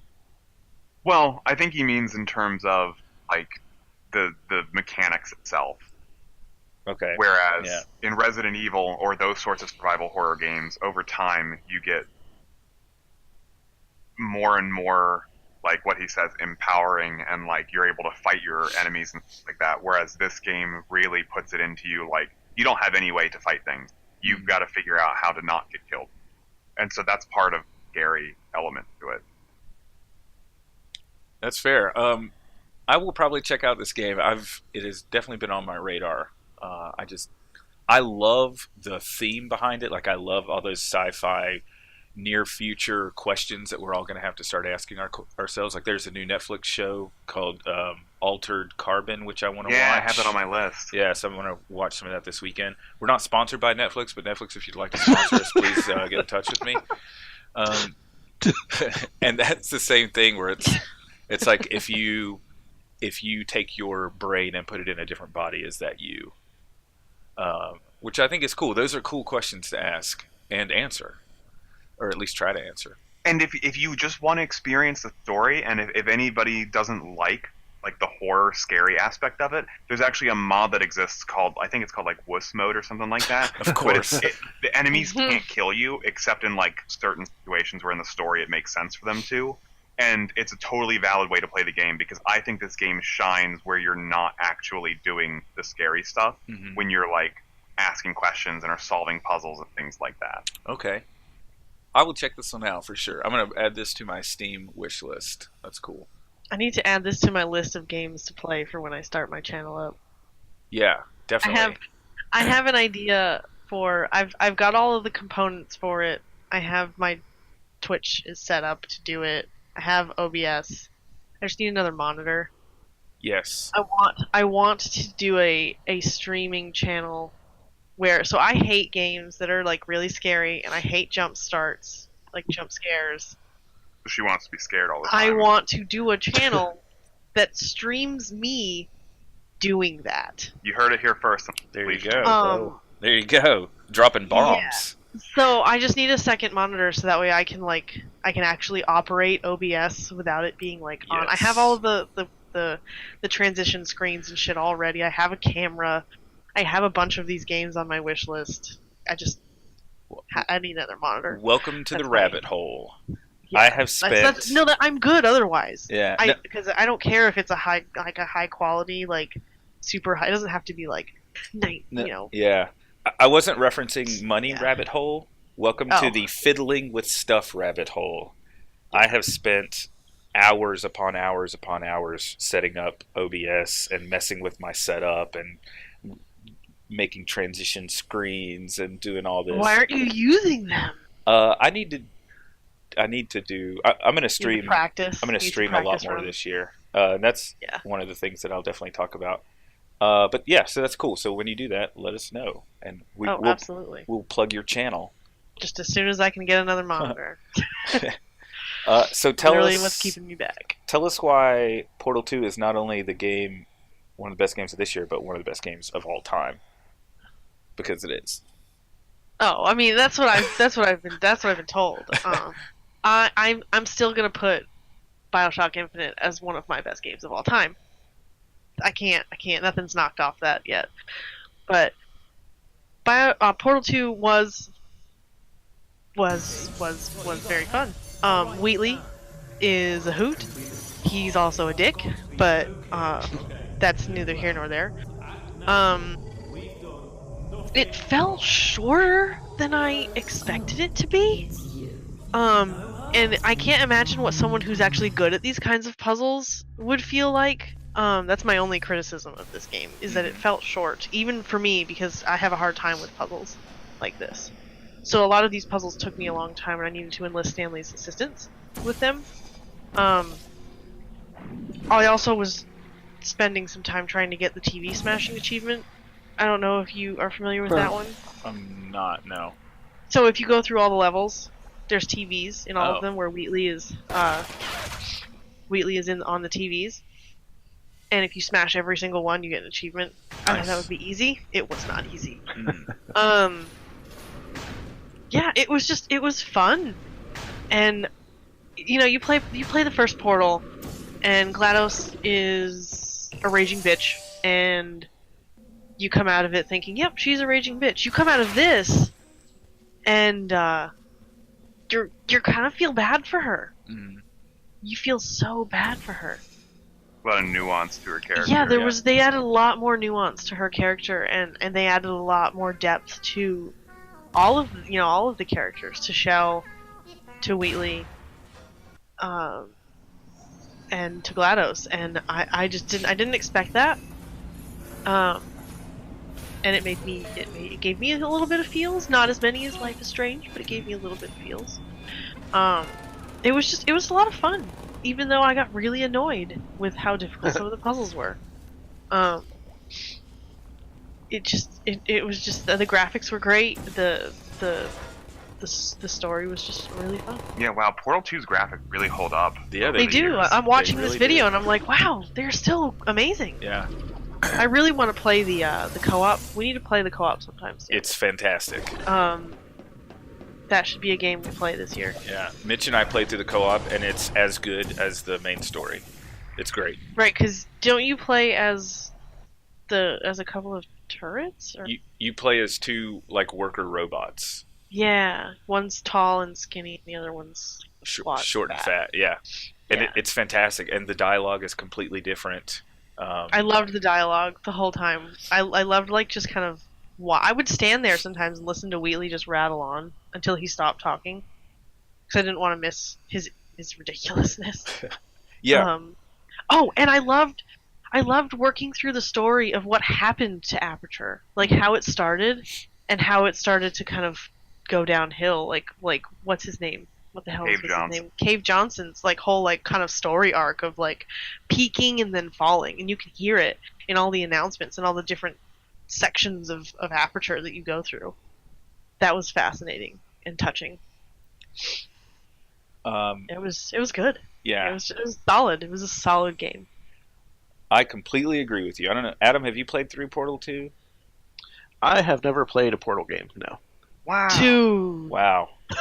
All right. They're not I know, expensive. that's- Pick them up. I think Do just please drop off the call and join back in So, after Whoa. you've beaten the Portal game.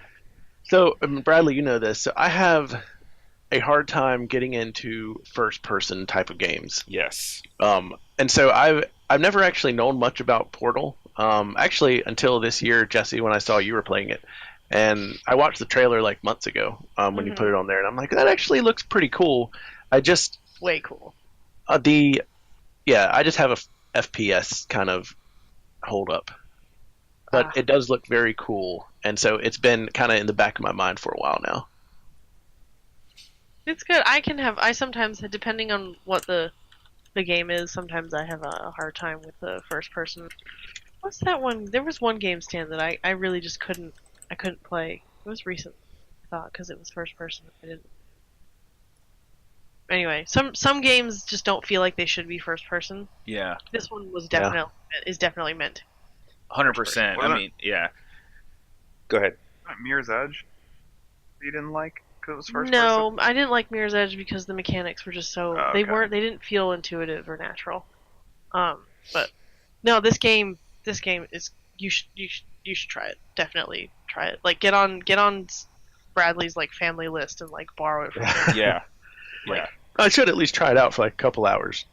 Yeah, See what I absolutely. It's I mean, amazing. I put 13 and a half hours into this game, and I took a long time. It's not a long game.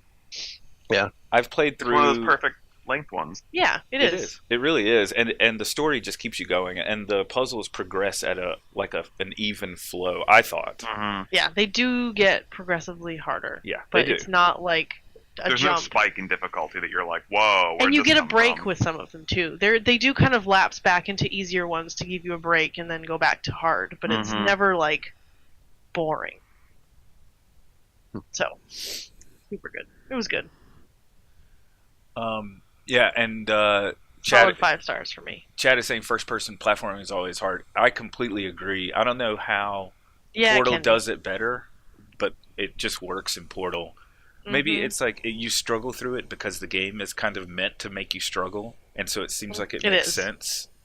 But it's not like one of those games where it's not like Dark Souls level of struggle or whatever. It's just right. Yeah, I never completely felt agree. like it was impossible to get through anything. Mhm. Yeah, I never felt like the jumping is why I died. Yes. Right. No. Because you have portals. Exactly. Yeah, it's because the skill all lies in the portaling, not Yeah. in like the jumping aspect of Right. platforming. Right. So, as chat is saying. Yeah. Yes. Yeah, it's very true. All right, cool. So yeah, that's a fantastic game. So So Nintendo. Yeah, right. Let's have So Switch games. we'll have our Nintendo segment here. Right. So yes, this year was the year I purchased a Nintendo Switch. It's the first Nintendo So platform that I've had since the Nintendo 64. Wow. What? You didn't Yeah. have a Wii? I never had a Wii, never had a Or a Wii U, GameCube. never had a Wow. GameCube. I've never had a game. So I never had any Nintendo. I had And the Wii. I had the Nintendo and the Super Nintendo and the 64, and then I moved to PlayStation. Nice. So the Switch is absolutely phenomenal. If anyone is on the fence about buying it, it is I mean, not. It well. is not a gimmick. It is one of the best pieces of hardware I've ever had in my entire life. No, Uh, I've heard. Yeah, we've heard the. Do you use Want the aspect where you pull it out and use it like a tablet, All or the do you time. just mainly keep so you do? Yep. So for me, I travel a lot, so it goes with me Ah. on the plane. It's amazing like that. Also, I'll grab like if my wife is cooking, sometimes I'll just grab the Switch and I'll hang out in the kitchen like at the bar while she's cooking, and I'll play a game of Splatoon or something while I'm talking to her. It's fantastic. And it's so seamless. You just literally pull it out of the dock and it's ready to roll. There's no That's awesome. anything. Now, have you played Skyrim on it yet? No, I'm joking. God. Oh my I god. haven't bought Skyrim on it.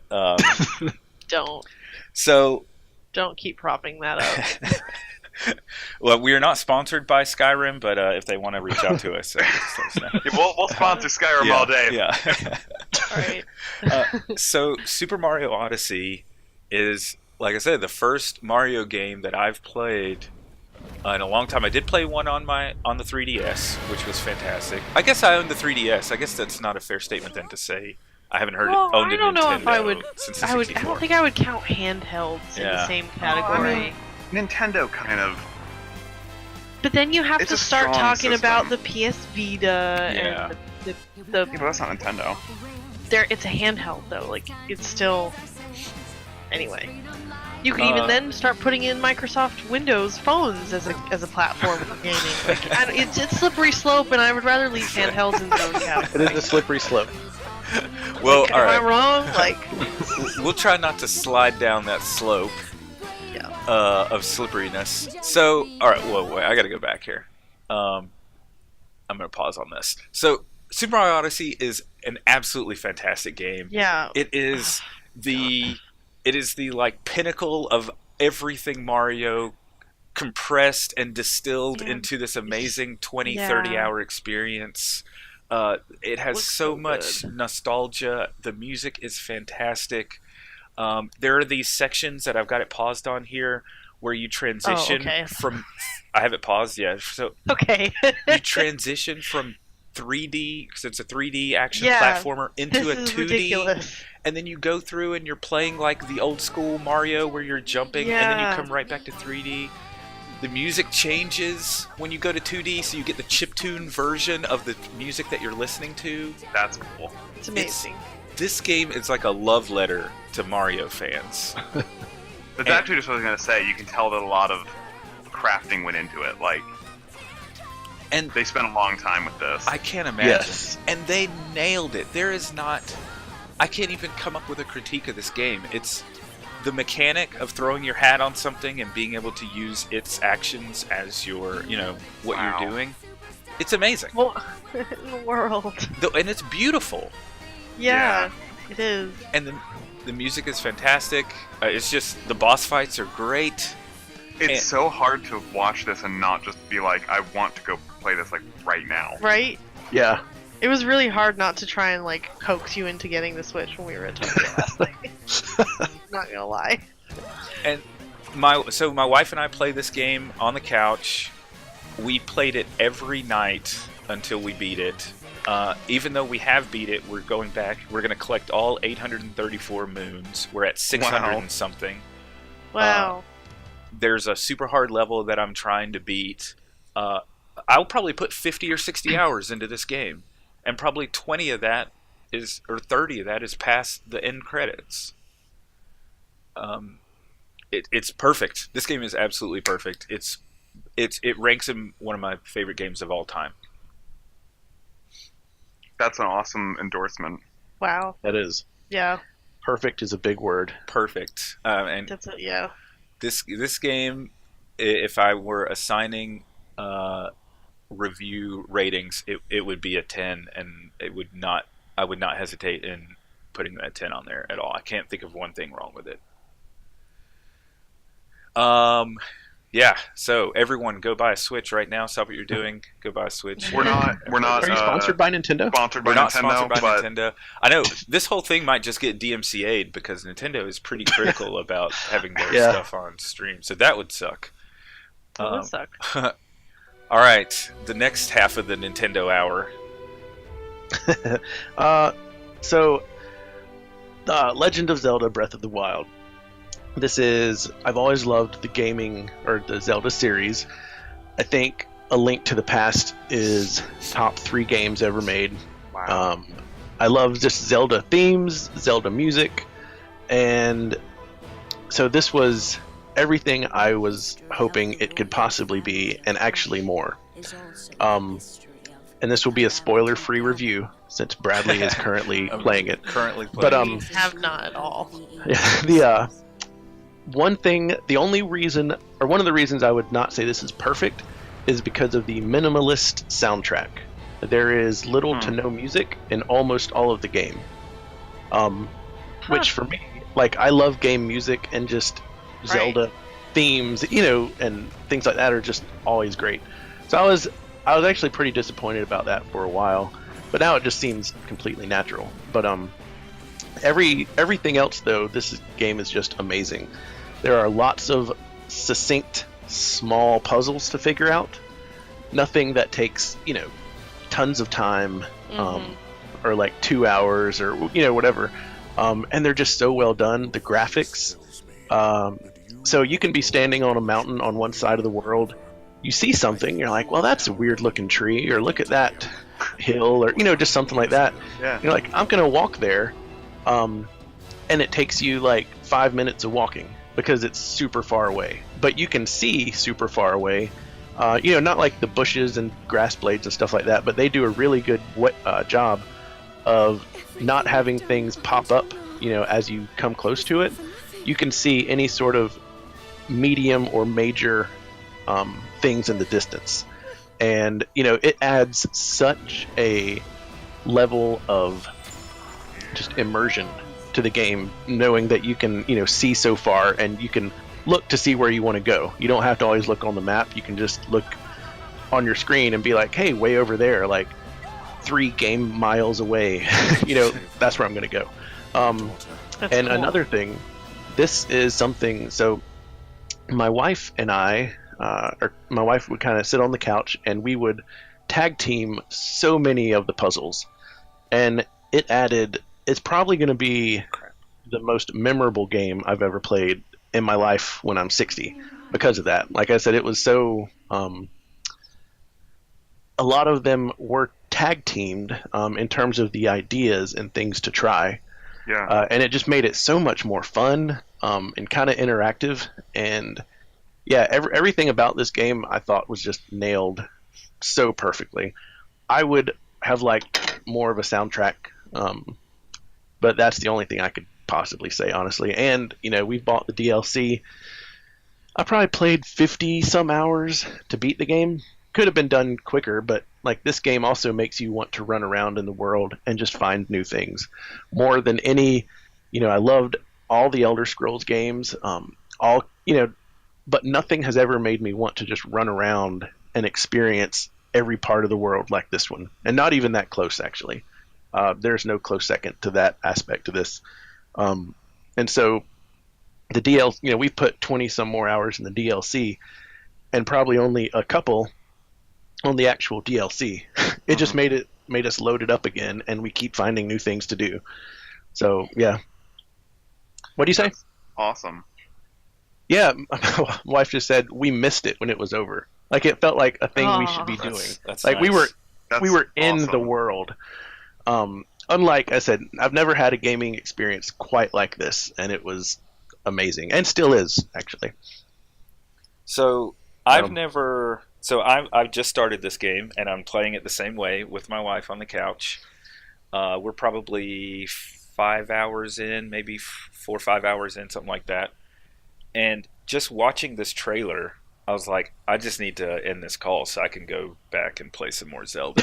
That's how good this game is. It's great. I agree with everything that Adam has said, except for the music part. I don't know if it's just nostalgia talking or what, but like after seeing the Super Mario Odyssey and Legend of Zelda Breath of the Wild like trailers and you guys talking about them, is this like the future of the next couple of years of where gaming's going? Just like for a while now, like gaming has overwhelmingly been dominated by like the realism, better graphics with the intent of making things look more real or feel more real or things like that.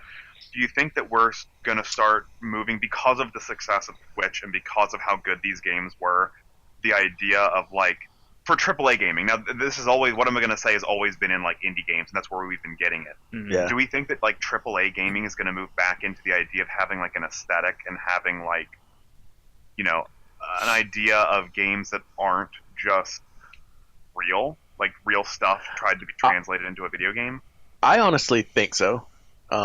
Just because it's obvious, and thanks to the Switch selling so well, but just I love realism, and like some of the mods in Skyrim, like it's amazing to look at, but it is exactly as fun to look at when it's cartoonish and Zelda-y, like Breath of the Wild. Like it doesn't, I'm not saying it's better and it's not worse, but it's a different route you can take that gives easily just as good of an experience in every aspect of the game. So I kind of hope so, honestly, because it's very easy to not do really realistic graphics super good, but I feel like with something like this, you have a lot more options of how things look and things like that, instead of trying to make everything look as photorealistic as possible. The chat has a good point about Nintendo existing in a weird vacuum, unaffected by the rest of the video gaming industry. I mean, Nintendo's always just done their own That thing. is a good Their point. own thing. Yeah. But I guess what I'm wondering is like whether or not that sort of like what's now currently only being addressed by indie games, like really specific aesthetics, really specific like non-realistic. So maybe I'm just biased and I don't pay attention to video gaming enough to know AAA games that are doing this, but it just kind of feels like the big AAA titles are not what they used to be when Nintendo was like the dominant force during the N64 like GameCube world, I guess. Yeah, I think that's a good point. And, Nintendo, while they are, I completely agree, they are unaffected by the rest of the industry, they definitely influence everyone else. I mean, look, the Wii came out, everyone started looking at motion controls, right? I mean, Yep. Yeah. When Nintendo hits something Even out if of it the doesn't park, yeah, even if it doesn't work, when Nintendo hits something out of the park, everyone sits up and listens, and so it's valid. We could see, they just re-released Shadow of the Colossus, which is kind of, that's in that same vein. Mm-hmm. I think it's going to be interesting to see what the next, say 2 years of game development look like based off of the sales of the Switch and games like Yeah. Breath of the Wild and Odyssey and all that. Sorry, I just really wanted to interject, but look at something like Legend of Zelda: The Wind Waker compared to any other game that came out in that same year, and tell me that Wind Waker doesn't hold up better graphically than any of them. Yeah. I love Wind Waker. And That's a do good graphic. point too. Yeah, Wind Waker's like watching an anime. Yep. Yeah, I agree. I forget that game exists sometimes, but yeah, it's so different than anything else. It's probably because you didn't Switch play have- GameCube That's because true. you have bad taste. Does Switch have older Nintendo games on consoles that you can download? Not yet, but it's coming Okay. this year. Yeah, they're Okay, good. they'll release the they call it Virtual Console, which they'll do this year. I would rebuy every Nintendo game I owned and loved on Switch and just have that be the console I use for the rest of my life if that happened. Yeah, we don't really play any console games.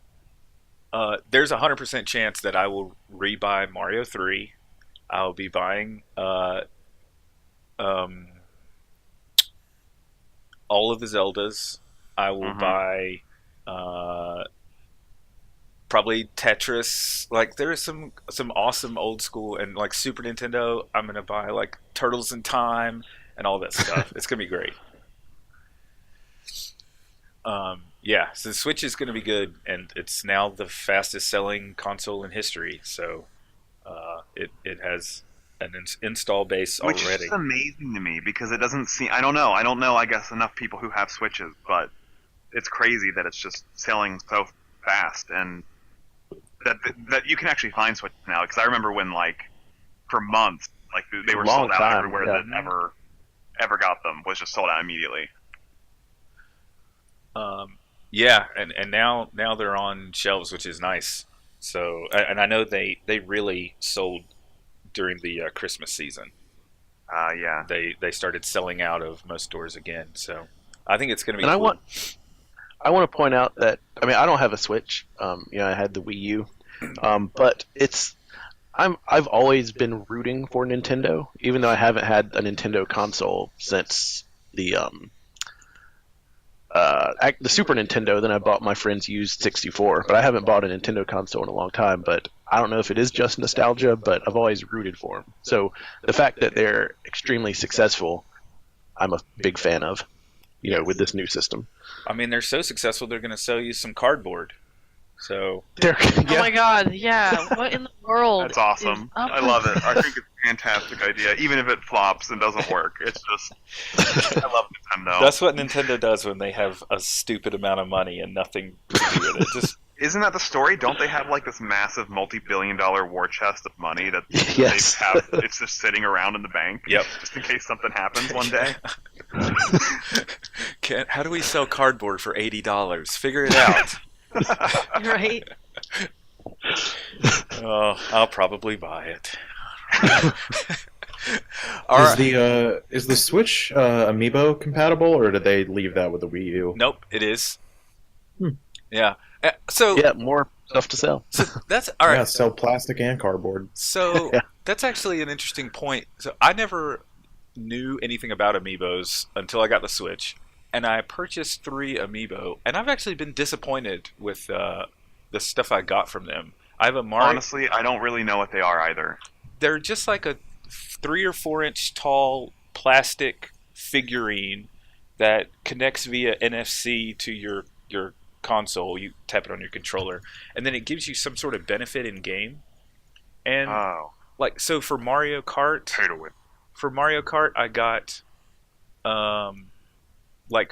outfits for my Mii, which I never used my Mii in Mario Kart.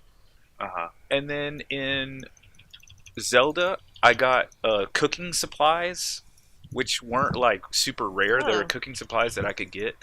Now I know that there Huh. are, if you buy the specific amiibo that releases with that game, I think you'll get maybe better stuff.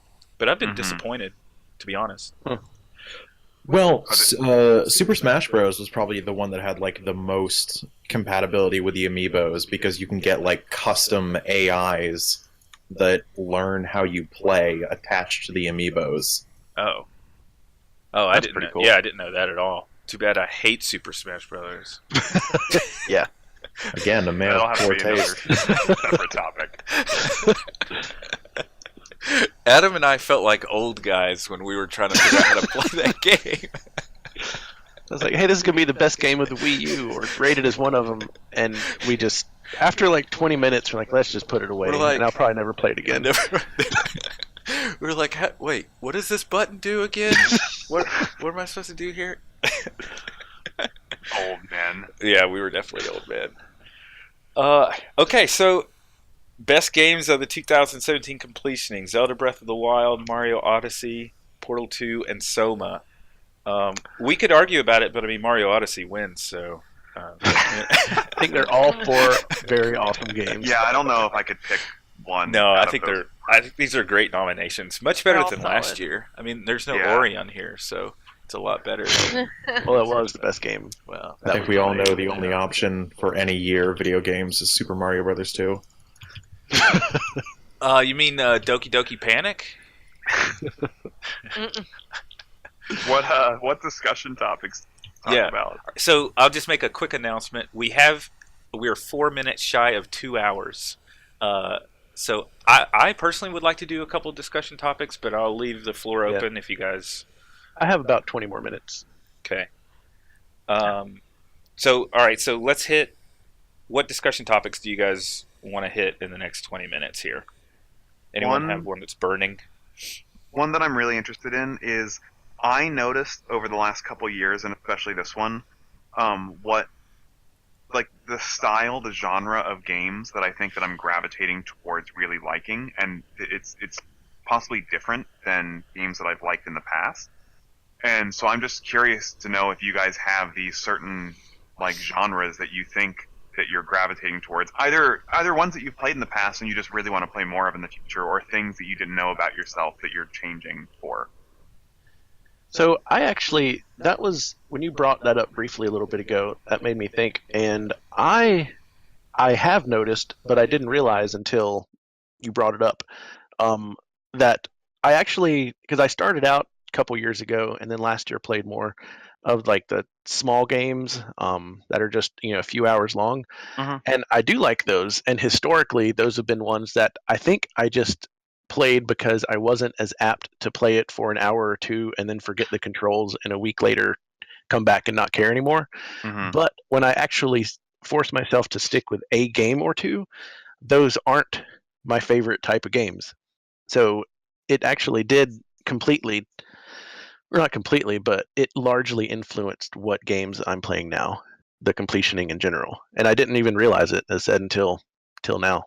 What kinds of games do you think you're going to be planning on trying to hit more of in 2018? It seems like this year you hit a lot of really long ones. Yeah, I found that I do appreciate those more than I thought I did. And I think the big reason was, I said I would play something and then float around a couple games, and then I'd come back and I'd forget the controls. Or, like it didn't seem worth it again. But forcing me to stick with them, I realized that I do enjoy the kind of the longer games more than I thought I did. Because, I don't forget stuff. I don't forget where I was, the maps or controls, all that sort of thing. And it's more fun than I remember, but I remember I remember the bad parts of it, of forgetting stuff, Right. because I would never stick with it. So I think the, little longer games, I think. Cool. But yeah, that's a really good point. What about you guys? What made me think of this is that I used to really love RPGs, like the longer the better, and just massive amount of stuff in them. And maybe it's because I've become busier, over adult years now, but I've really kind of fallen out of favor with them. And even though you're picking them back up, so that may be changing what you said might be changing my approach towards like how I think about them in general.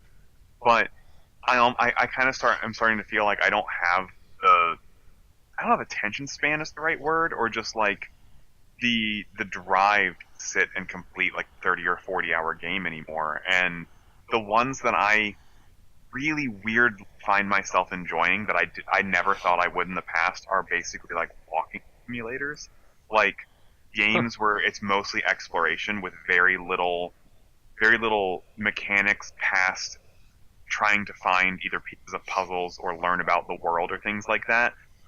I'm really, really enjoying, and I think is going to be a lot of what my 2018 is filled with. And I find that strange about myself because I never used to like games like that. That is interesting. Huh. Yeah, I mean I don't know that I've played many of those, but that's just a very interesting change as well.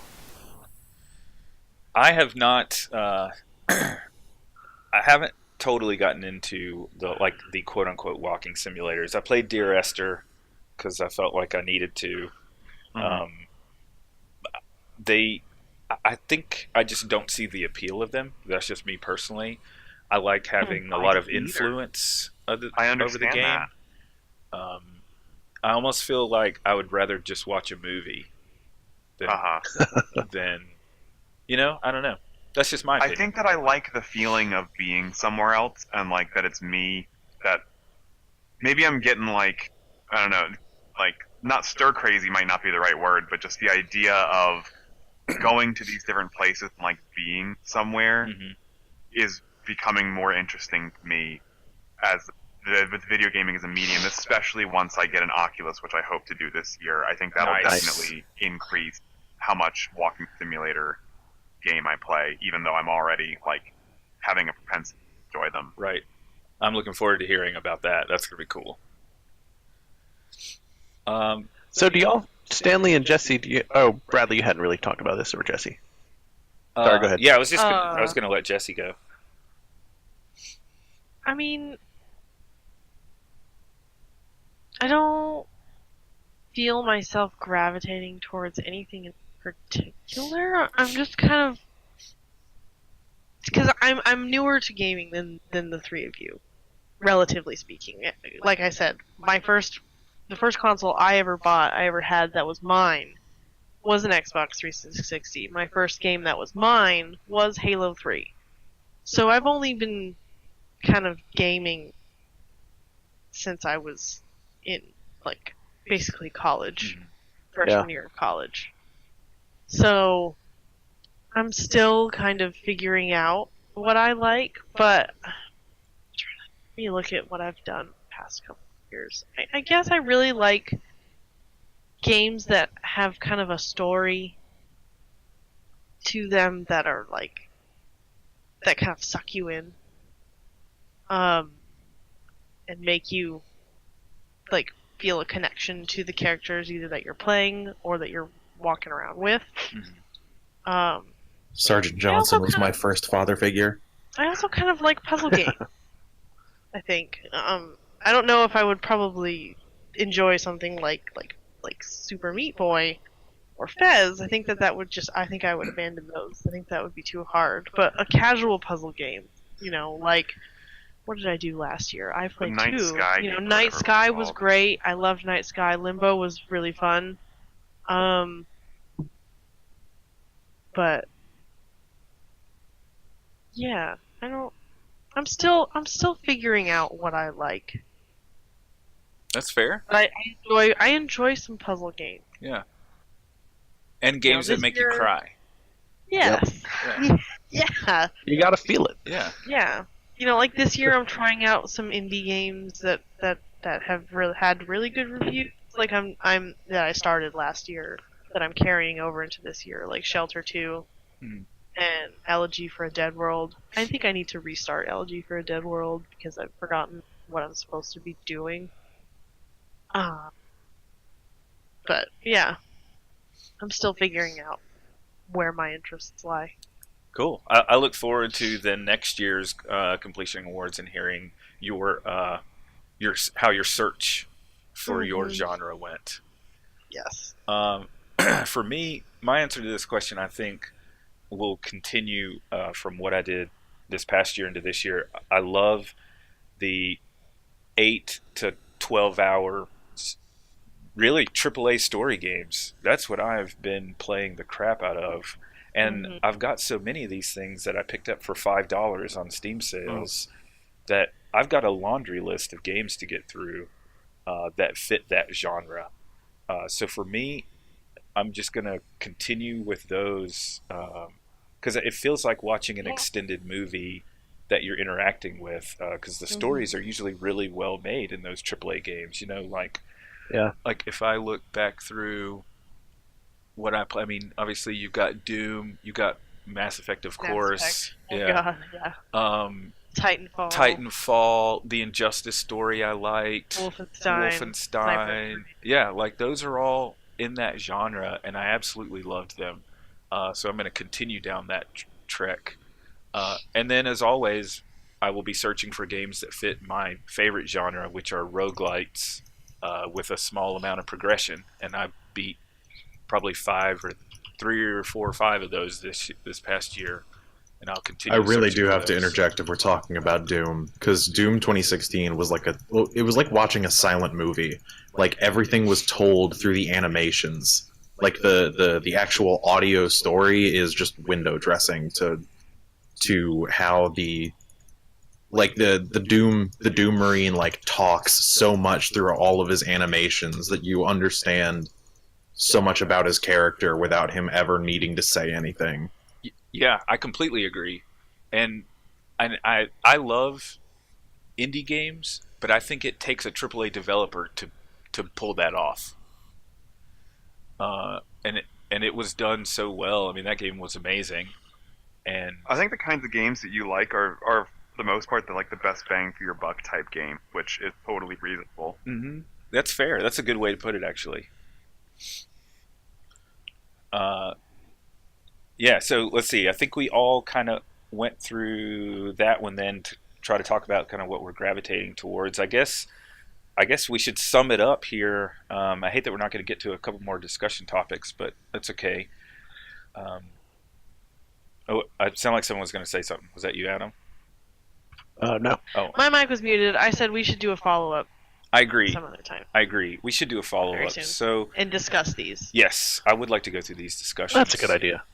So let's sum it up with let's just go around the horn and give us a couple sentences on last year and then your hope for this year. So Jesse, take it away.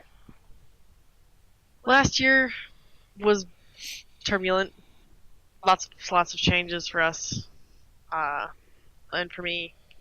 So I'm hoping this year to play more games. Just period. Make some more time to play some games. We'll see what happens. I'm also volunteering at the museum downtown. I don't know if I mentioned that. Oh no! Oh, cool. I'll be starting to do that. I have to do that 8 hours a month. Mhm. So I mean that's not very much, but it'll cut into my. I can only do that on the weekends. It'll cut into my. Yeah, I mean that's a 8 lot hours of of gaming game time. Yeah, it is. Yeah. So we'll see, but I'm gonna, on top of more schoolwork. So we'll see. I hope to play some more games.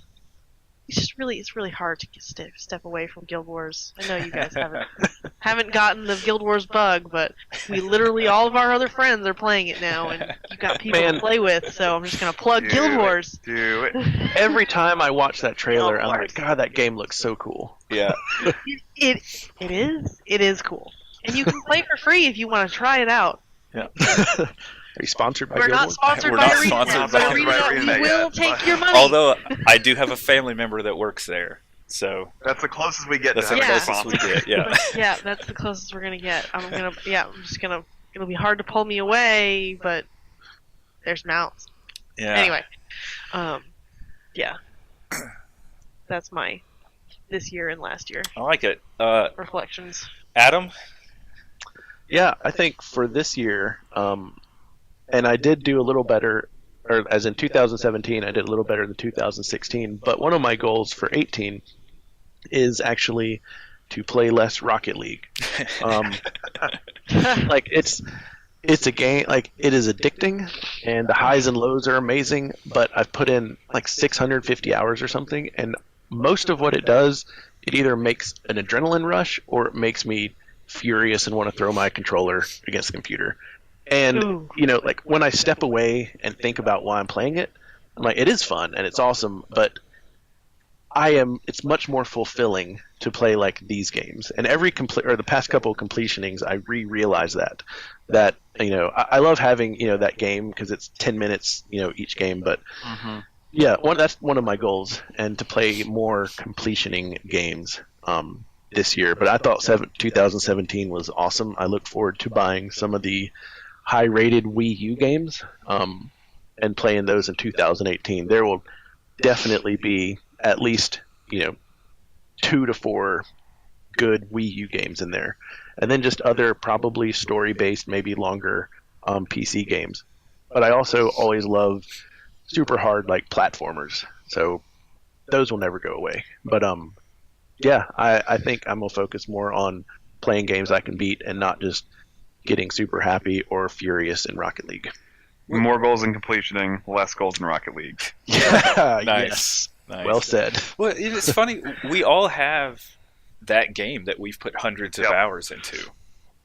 I'm at just under 400 hours on Warframe. Wow, yeah. Literally I'm playing nearing Heroes of the 2,000 Storm hours right in now. Guild Wars. Now, granted, this is almost a 6-year-old game, but Yeah, I mean, I have over 1,000 hours in WoW, and I haven't played that game in 2 years probably. But yeah, no, that's a fair statement, Adam. Definitely. And I'm trying to play less Warframe as well, but it's just so damn fun. Right. It's Don't just blame so you. fun. The fun at the moment is unrivaled, but the fulfilling like after the fact, I think, is just so much better in actual games or like I these think you're type of games. completely right. Yeah, it's so nice to see those credits roll, man. I mean, Yeah. it's fun to beat It games. is. Yeah, it is. I I read an article a while back on I think it was a game journalist talking about how like just playing a match of StarCraft or something like that, or League or something like that. Yeah, it's only fulfilling in the moment, but it's like I have an hour to play video games. Do I want to like play 2 matches in a multiplayer game, or do I want to like play an hour of Dark Souls and maybe make no progress? Mhm. Yeah. Yeah, it's what are you going to get that dopamine hit from? That's it, really. Whole thing's For just an small addiction. amounts of time, that's a very fair point. Mhm. Yeah. But it is nice to also sit down on the couch or at the computer and play like 3 hours straight of a story game. That's also very fun. So let's see. Stanley. When I look through the list of games that I've played this past year, I think part of my problem is, and why I didn't play as many games, is that with the exception of like Soma and Undertale, nothing really blew me away. And a lot of games were more frustrating than I expected, like finish. And it just kind of dampened the whole experience. And so I'm hoping that this next year, I've already curated a list of games that I'd really like to try to knock out, and I think that they're a pretty good list of things that'll keep me motivated. And I didn't like plan to play the games I did this past year. They just kind of were things that I randomly selected as, oh yeah, I've had this for a while, let me play this. And I guess they were just the right combination of things that weren't like I wasn't super enthusiastic about this past year's completioning as a whole. That's unfortunate, man.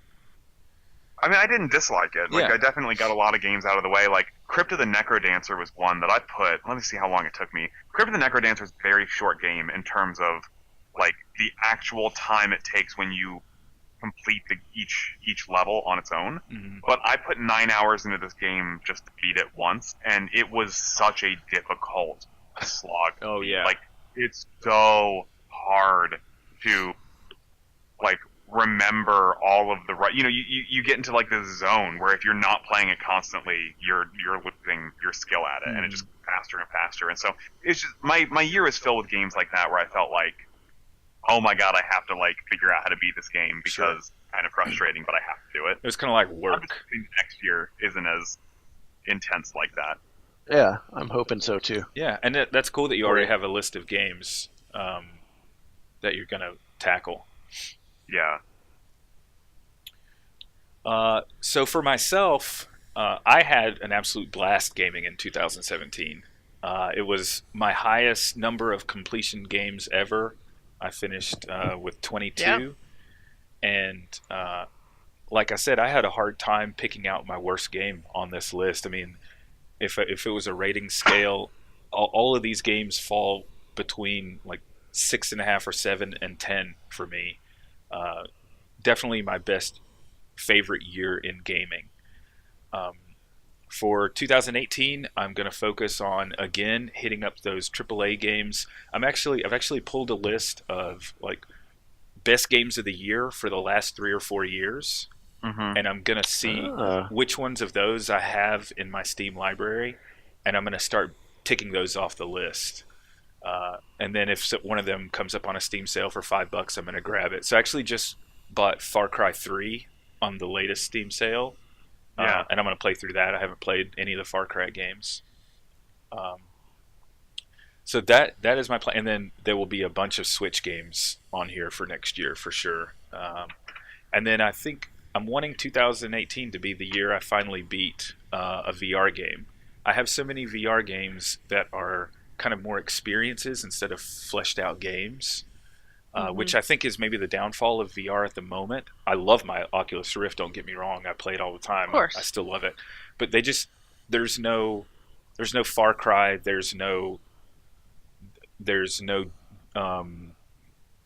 like quality AAA titles out yet, but they're starting to come out. And so that's what I'm looking forward to. Hopefully this year will be the year I grab something and beat that.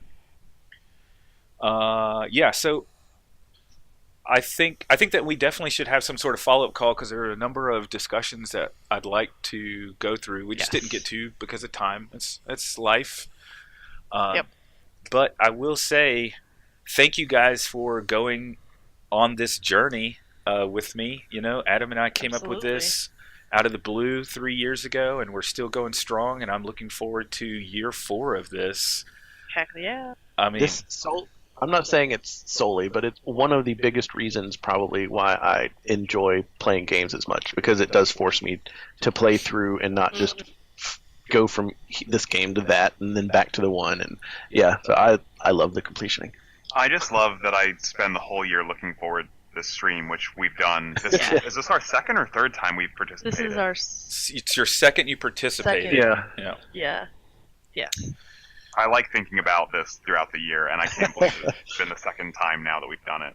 I hope we're doing this That's in so 10 cool. years. Yeah, me too. I mean, I have no reason to stop. And it's completely changed the way that I play video games. That's such a big deal. Like that's not just me or you know, like that has changed for all of us. It really has. Cool. Well, guys, this has been fun, and I look forward to another amazing year in games. And I hope that all of you guys get to. I'll be curious to see how your year sums up based on what you expect it to be. You know, because lots of times that doesn't happen. Yep. So, all right, guys. Thank you all for your time. This has been a blast, as it is every year. And happy start to a 2018 completioning. Happy Word. 2018. All right, guys. Good talking to you guys. Yeah. Always. Have a great day. Yeah, you go. right. Bye.